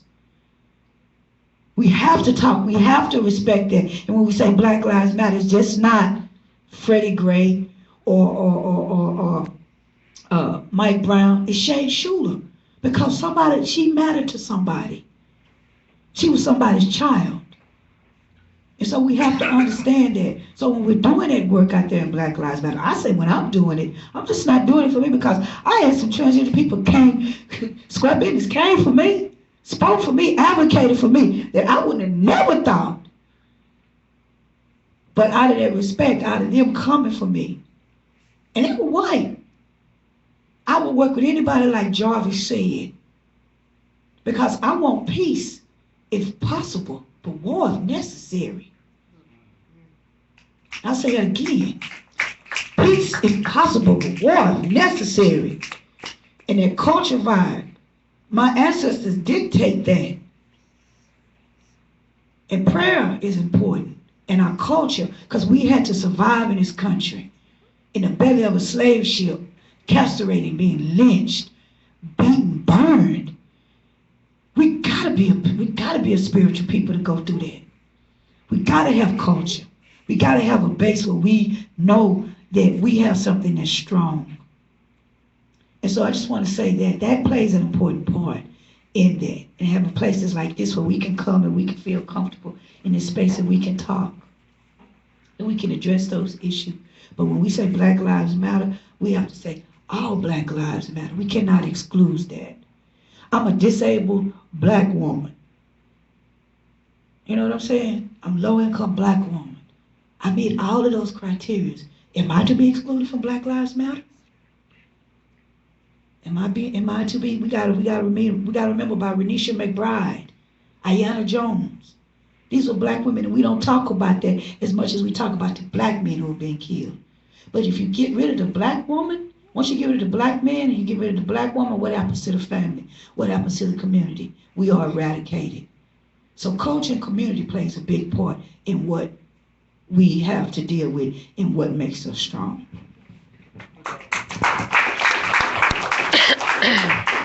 Thank you so much, Alika, for following up with that, because it's very important. And then also answering his question on culture and showing us how it is intertwined, these issues that we deal with.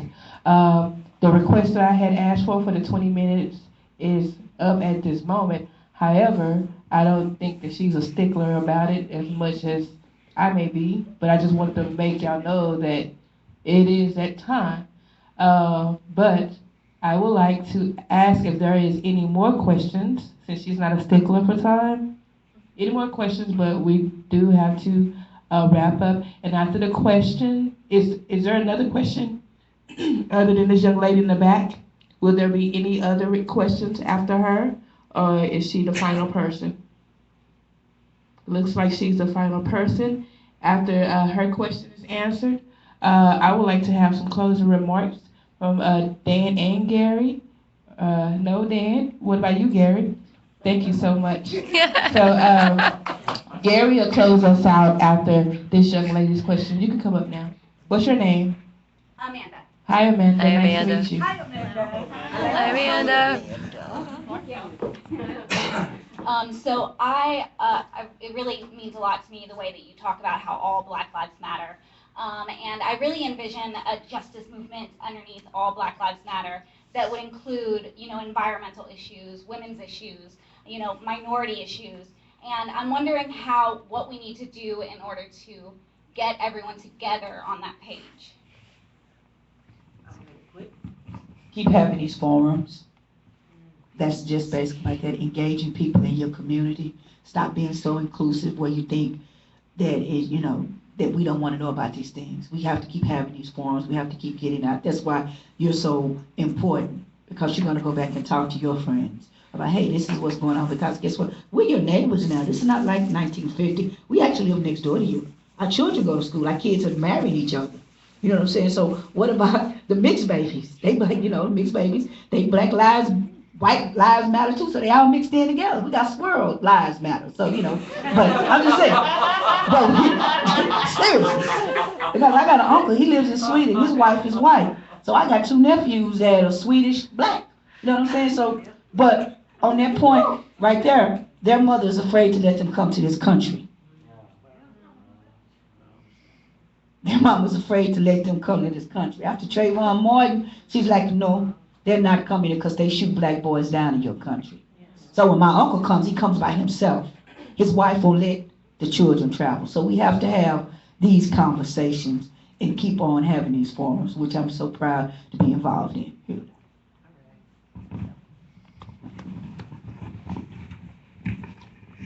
Yeah, just piggyback a little bit off of what Olinka said. Yeah, these forums are definitely necessary, and we have to engage. We can't be afraid. We can't be afraid to go out into these communities. If we want that vision that you have to come to fruition, then we have to go into different communities. We have to reach a different mindset of people. And tell them what we're doing, show them what we're doing, educate them on what we're doing, so they can see what you now see. If we don't attempt to go and massage the mind with what we have going on, then it won't loosen up. It won't loosen up and make room for what we're trying to put off in there or whatever. So yeah, we have to. I believe that we have to go into various communities, various different areas. Man, we have to invade those communities and speak to the minds of people like yourself and recruit. We have to recruit, but we have to go into those communities. We have to go into University Park. We have to go into Highland Park. We have to go into White Rock. We have to go where we're not seeing a whole lot. So people can see us, and then that's gonna gauge something. Okay, what's going on? If they don't see us there, then okay, well, we don't even know what they got going on or whatever. But stay engaged. We have to invade communities and massage the minds of people not like ourselves. And I think we can get to that vision that you see. But it's gonna take a collective effort from everybody like yourself and people from various different races or whatever to make that happen.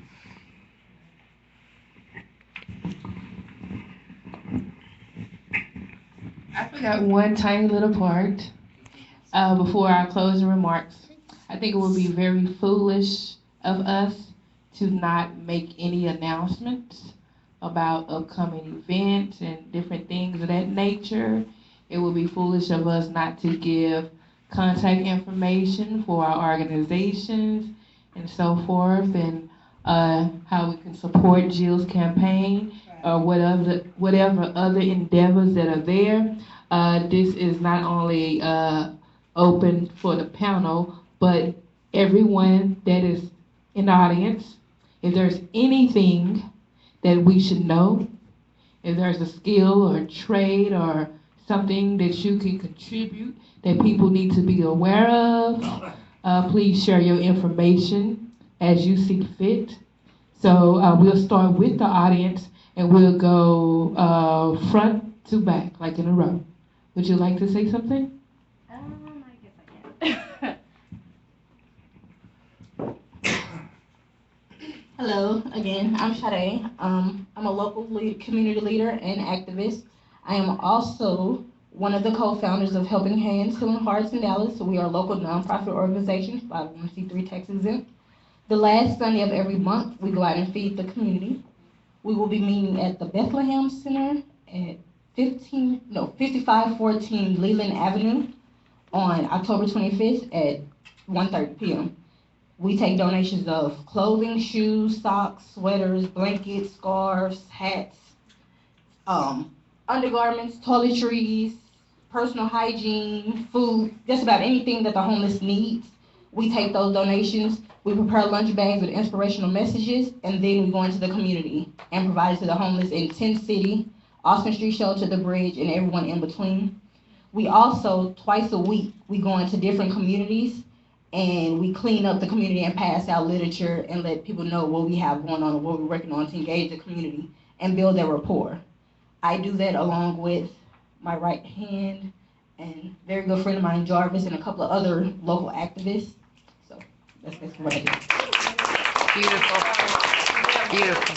Email address, any contact information? You can find us on Facebook, Helping Hands, Healing Hearts, as well as on Instagram. You can find me on Instagram, Sade the Rebel, and on Twitter, Sade the Rebel, as well as Sade Johnson, SadeJohnson on Facebook. Thank you so much. Ms. Joy, you have anything? I'll talk to y'all later. The young lady. I got plans for y'all. Do you have a word next to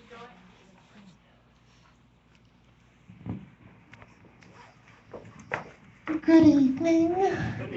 I'm Andrea Parton, and I don't think most of you know me, except even though I am white, I am a minority, and I wholeheartedly feel that all Black livelihoods matter. And just in case you don't know, I'm a transgender woman, and I'm also on the autism spectrum, and I run a local autistic self-advocacy chapter, which is a chapter of the multinational organization known as the Autistic Self-Advocacy Network, which is headquartered in Washington, D.C. And you can look up that organization on the internet. You can also find me on Facebook as Andrea Abigail Parton. And I thought that the panel had some very interesting things to say, and I was very glad to be here tonight. If there's anything anyone feels like they could use some more, please feel free to let me know. And I also want to let you know that I am working right now on trying to make the local ASAN chapter, that stands for Autistic Self-Advocacy Network, a little bit more active and prominent. And so if anyone here would have any interest in helping me with that, I would really appreciate it. Thank you. And I want to say she is one of the people that advocated for me. She was one of the people that called up and made sure that I was okay. She's one of the people that went to God for me. And I didn't know what I had to do. And I want to say thank you because I'm honored to finally meet you and see you. But this is one of the people that went down the dart and advocated for me. And like I said, so when you have friends like that and allies, that is very, very important. Never would have thought that. I was like, what? Yeah. This is transgender. What? Yeah, that's a force to be reckoned with. So I'm just thankful that you're here and that you came, and I really appreciate that. And thank you for what you did for me. I'm glad to have helped you. Oh, you did. I appreciate Very that. glad to be here. I don't want to cry, but thank you for what you did for helping me with that. For real. That means a lot to me. It really did.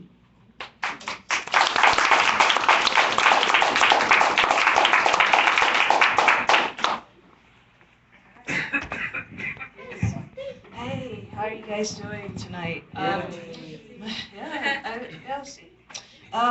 My name is Petite Horner.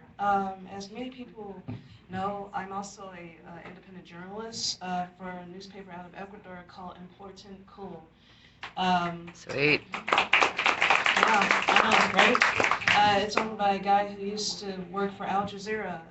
He was responsible. His name is Austin Mackerel, who he's an Australian journalist, and he was responsible for reporting the 2011 uprisings in Egypt. He was there, and while he was there, he was also detained by the Egyptian authorities.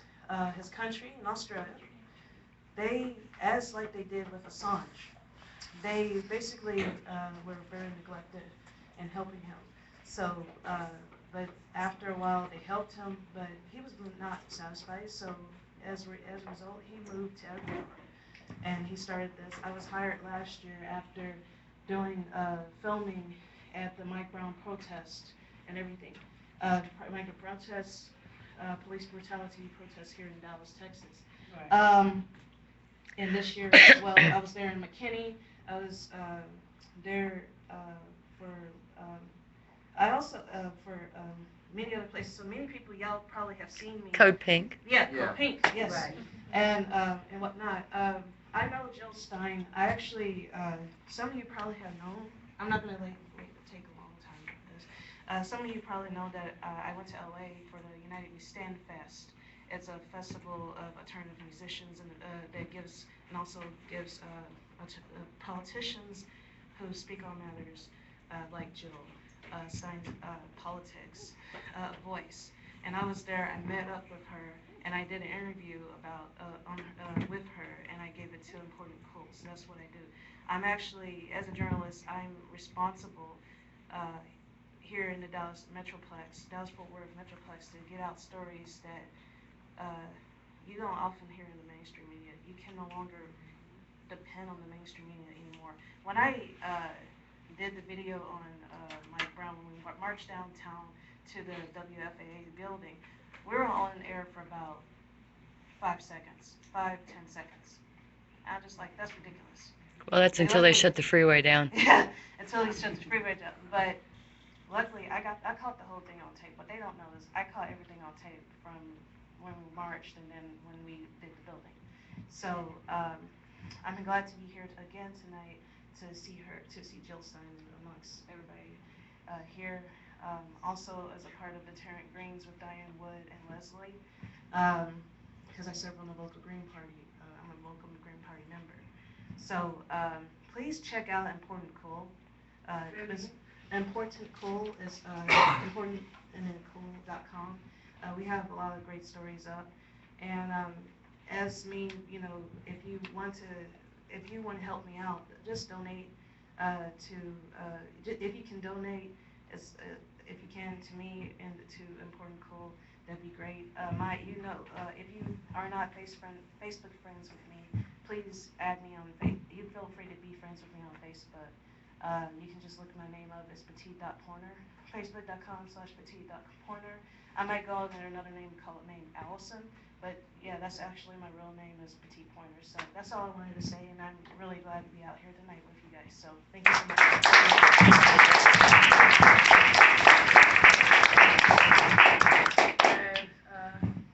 Would you like to say some words? What's your name? My name is Cheryl. Hi, Cheryl. Cheryl. I've been a local activist for many years. Co-founded the local BDS group, and I've been active in animal rights and earth justice, various social issues for quite a long time. And I'm really happy to be here tonight. We've had an awesome panel. And I just hope there's more of us. We keep growing. You say you're currently active in, you said BDS? Boycott, Divest, and Sanction. And is there a website or something that we can keep in touch with you? Or Yes, North Texas, BDS, .org. Okay. North Texas BDS. Yeah, we're also on Facebook. Thank you so much. Tony, is it Tony? Tom, actually. I'm sorry. Yeah, that's great. That's okay. Well, my day job is working with an organization called the Sierra Club, which has been a long-time environmental mainstream organization, and we're invigorating it with our own visions for what we want in our communities. And I've been working with an organizer here in Dallas named Sherelle Blazer, who many of you know, and we're currently making a film that is taking place partly in Dallas, and that's why we're filming here today. And it's about the air quality in Dallas, which has an enormous number of people who suffer from asthma due to heavy toxins and ozone levels that come from coal-fired power plants, which basically make a big ring around the city. So just want to let you all know that's what we're doing. This film should be out by the end of the year, and Sherelle will be using that as an organizing tool to screen here in the community, and hopefully we can do a screening here and come back and bring the community into to learn a little bit more about those clean air issues that we work on. So I just wanted to say that, and thanks again.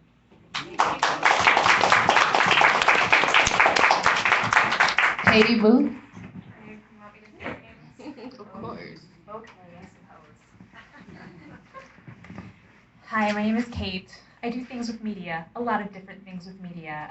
I edit for marketing companies, much to my dismay. They throw money at me, I have to. But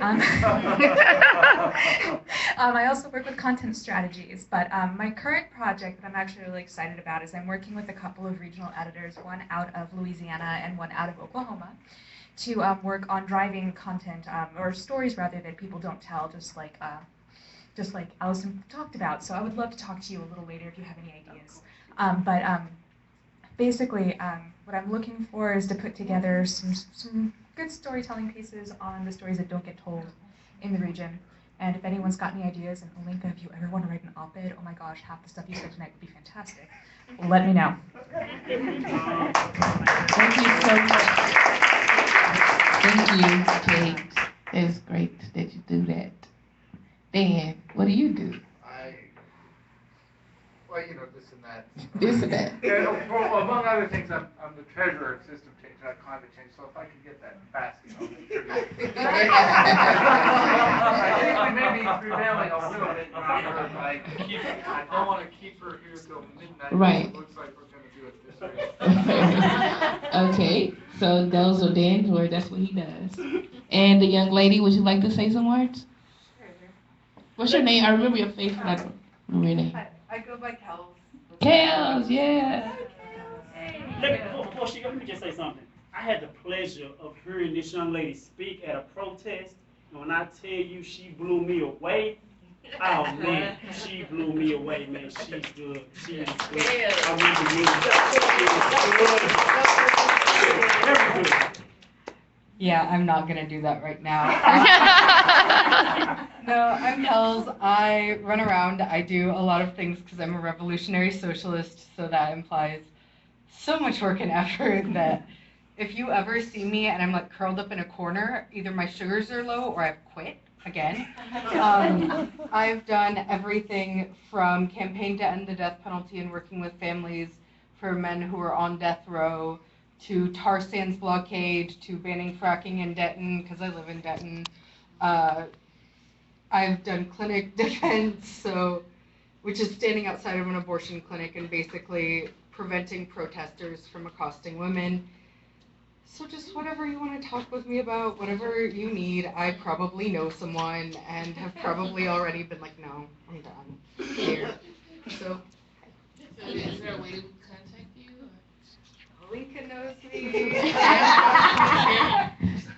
That'll work. Like your t-shirt too. Who's trying to ask you something? Oh, I was just going to ask her a question on Facebook. Oh, yeah, sure. I go by Kels on Facebook. Oh. Jen?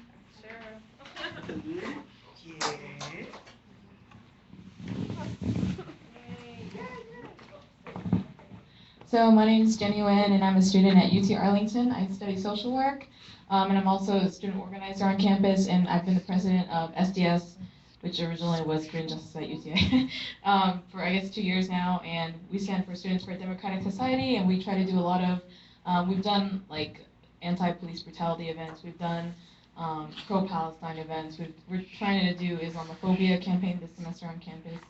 And also I just started a new job at the Museum of Modern Art. At the Museum of Modern Art in Fort Worth. So if any of y'all, like we were talking about culture earlier and how important that is, right now they have a great exhibit going on by Kehinde Wiley.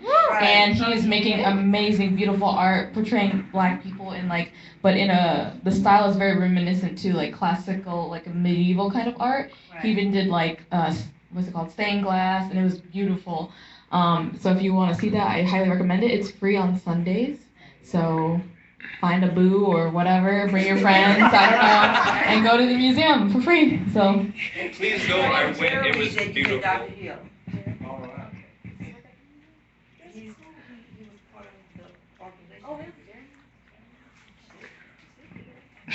UTA, right? Yes. Yeah. Okay. I'll keep in contact with you. We'll be on your campus. With your help. Diego? Is that right? Is that right? No. Nice attempt. What is your name?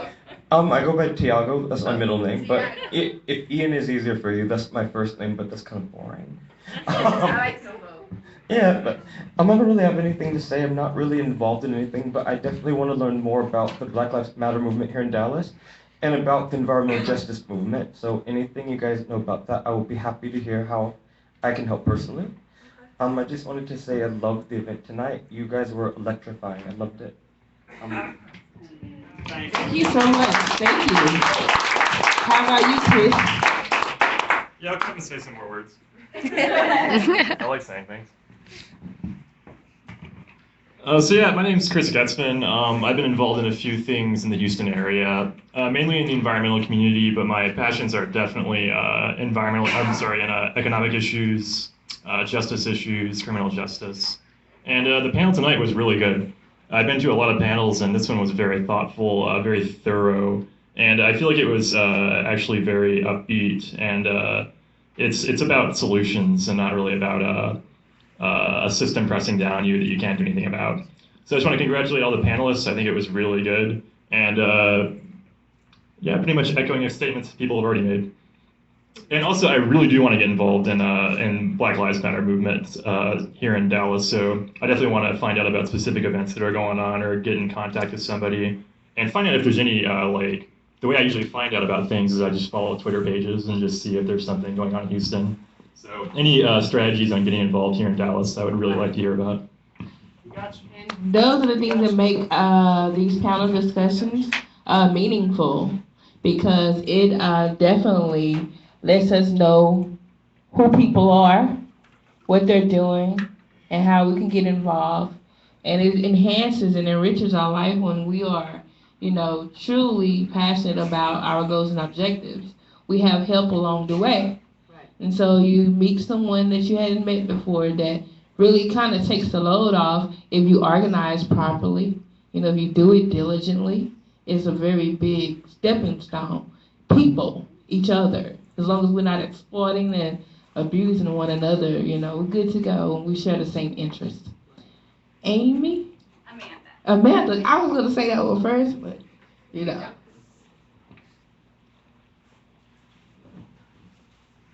I don't have too much to say. I also just moved here from the Houston area, and I am working on my PhD in international studies. So I do a lot of research, and I'm interested in contributing in any way I can to Black Lives Matter, environmental movements. I'm also really interested in women's issues significantly. So. Yeah, be sure that everyone gets, we exchange information. Other gentlemen in the back. Okay. And the camera guy, would you like words? Or we know that you're the camera guy. Sure.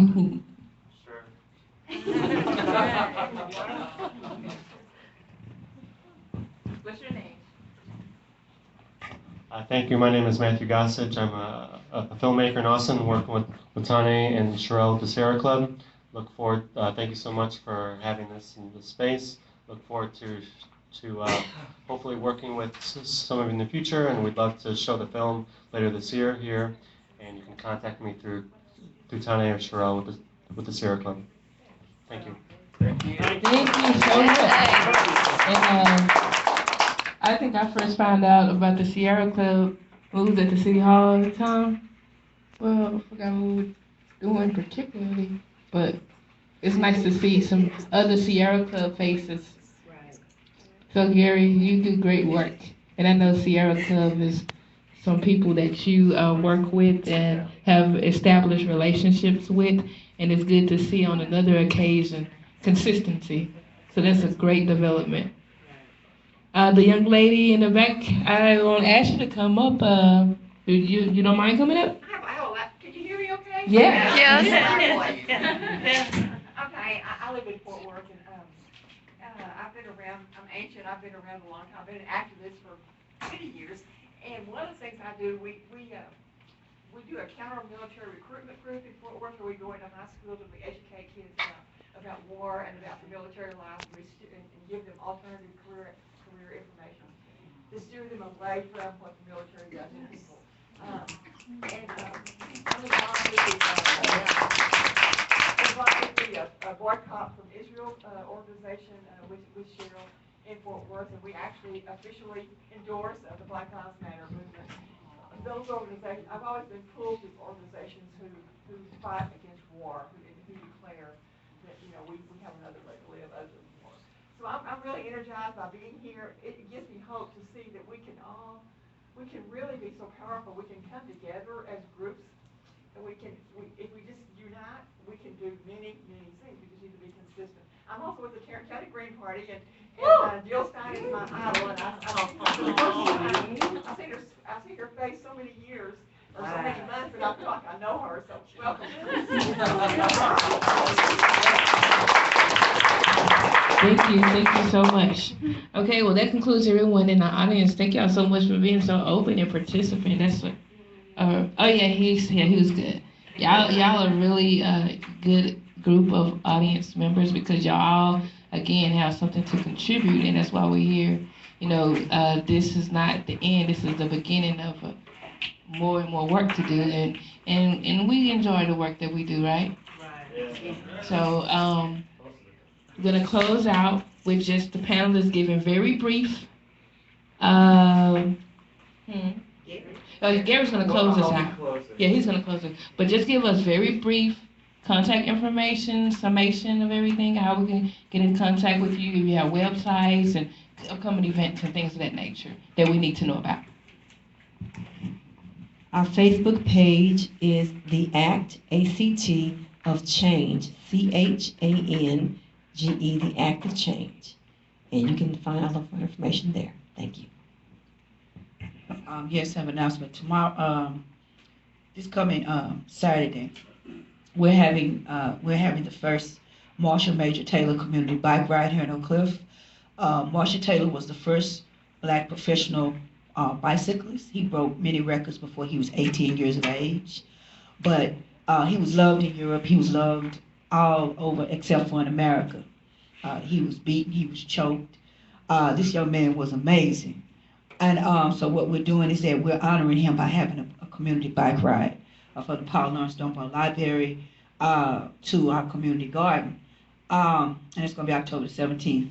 And I have flyers for anybody who has a bicycle, who might want to participate. It's free, but what we're trying to do, we are mixing bicycling with environmental issues, because we know that black people ride bikes because they got to. White people ride bikes because they want to. You ain't got a car, you can't afford the insurance, a whole bunch of things. So we're trying to get that part of bicycling done so we can start biking for pleasure and get involved in community gardens. So if anybody wants to see me afterwards to get that information, I would love for y'all to come out. But my telephone number, you can find me on Facebook. My telephone number is 214-616-6847. That's how you can reach me, or you can find me on Facebook, Olinka Green. And tomorrow night we're having a pre-ride movie and mixer at Pan-African Connection and History Talk to talk about the history of bicycling, environmental issues. We're gonna have some wine and some sandwiches and some music, and y'all just come out. We're gonna talk about climate change and all of that. So we have flyers at the end. So if y'all can come on out and enjoy yourselves.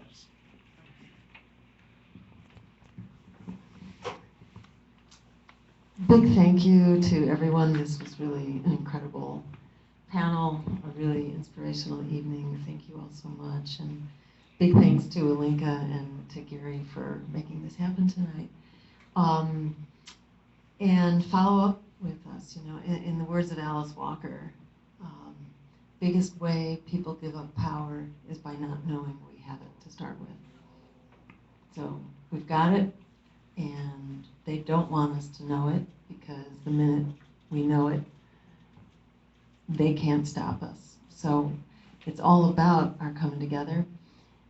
Our campaign is really for that purpose, to be a vehicle to bring us together and a vehicle to lift up the voices of these frontline community struggles, which is what a presidential campaign should be about. It should be about the fights for justice in our communities. So use us, and I'm at, our campaign is at jill2016.com, and our Facebook page is Dr. Jill Stein. That's all one word. It's Dr. Jill Stein, all one word, no period. And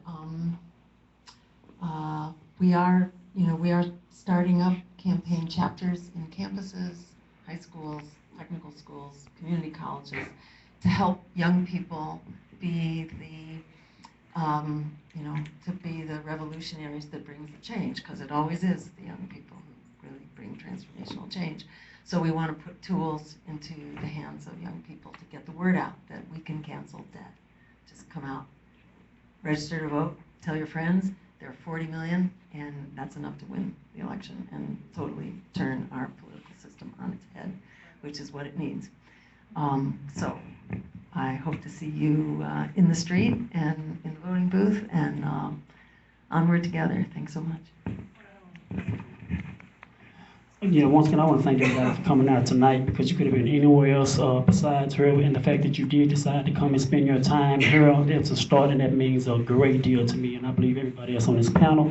Once again, my name is Jarvis Wright on Facebook. My Facebook name is Jarvis Allred Wright. My IG is Mr. _all_red_everything on IG. On Twitter, it's Mr. Allred Everything. My label, We Make Real Music, it's We Make Real Music on Facebook. We Make Real Music on Twitter. We partner with Deanna's Voice, which is a nonprofit organization that was put together by Deanna Cook. I don't know if y'all know who Deanna Cook is, but she was a victim of domestic violence. So our support is wide ranged. Deanna's Voice is actually having a power walk, power run on next Saturday on the 24th. It's going to be in Cedar Hill, I believe. So if any one of you want to participate in that, you're welcome to. We love to have you, because we all know that domestic violence is also a big issue. As far as Black Lives Matter movement, what we have going on, what we're actually trying to do here is we're actually trying to bring all the activists in Dallas. We're trying to bring all this power, all this knowledge, all this experience, and we're trying to put it together in one room under one umbrella. And we're going to call it the Dallas Action Coalition. And if you're interested in being a part of what we have going on as far as that goes, we'd love to have you, and I promise you, this is something you don't want to miss, because it's going to be big. Right. It is going to be big. We would love to have you. So if you are serious about becoming a part of the activism here in Dallas, get with me. I will give you my information. I would love to bring you aboard and love to have you involved, because I promise you, we finna shake some things up in Dallas. That's right. Good. Thank you. Dallas needs some shaking. We will allow Gary to close us out here.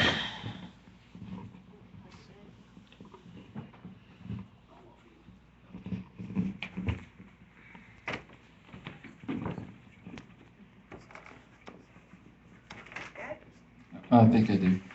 Okay. First, let's give a round of applause again to our speakers.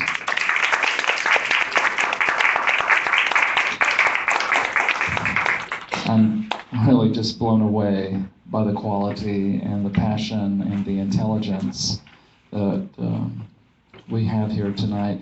Applause also for our facilitator, Angela. Yeah. And could we, so I don't be in front of you, if I can. Yeah.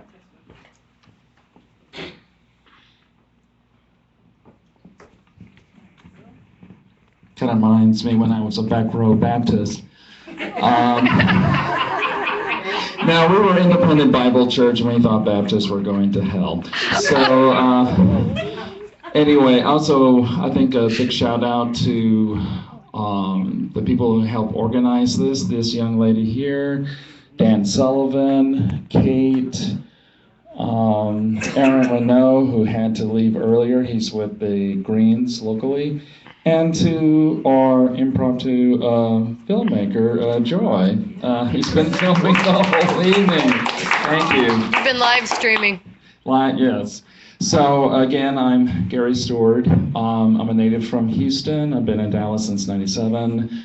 I've been a longtime activist with social justice and environmental causes, and I'm a social worker. I've worked in mental health social work, as well as hospice, and also research study coordinator. I've been involved with system change, not climate change, for about almost 3 years. And System Change on Climate Change is the eco-socialist coalition for United States and Canada.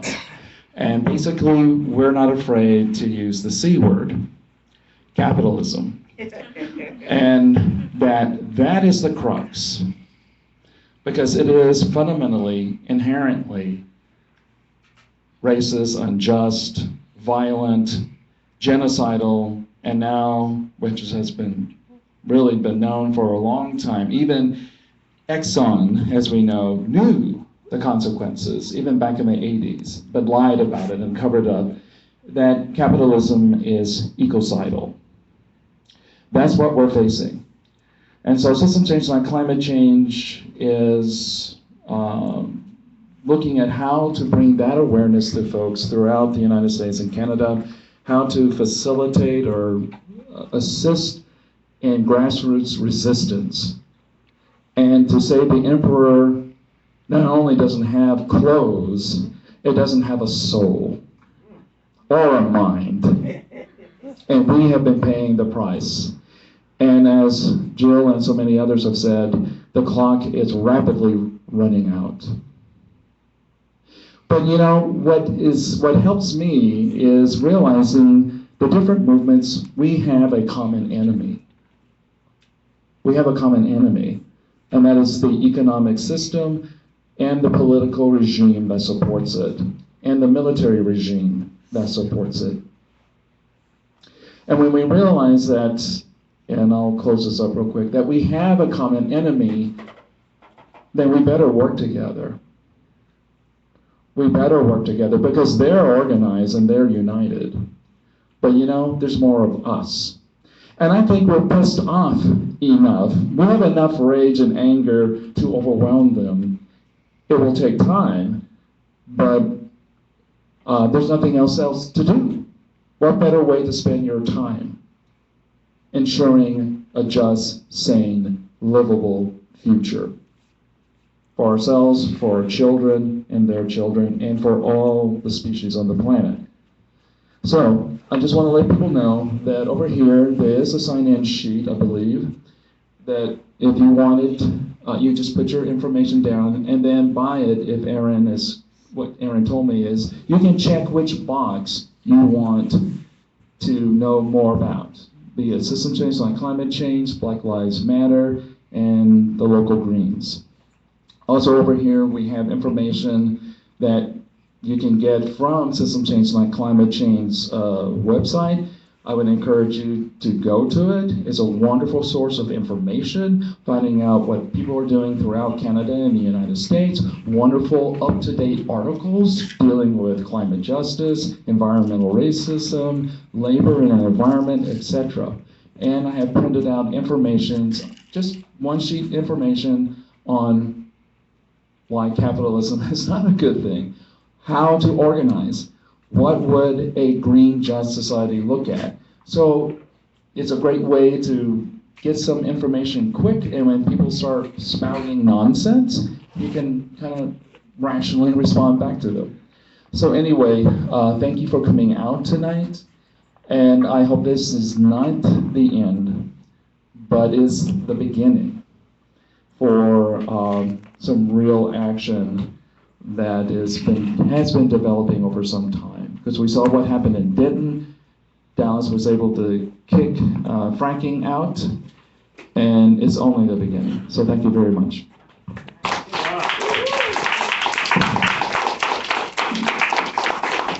Everyone have a good night. Thank you.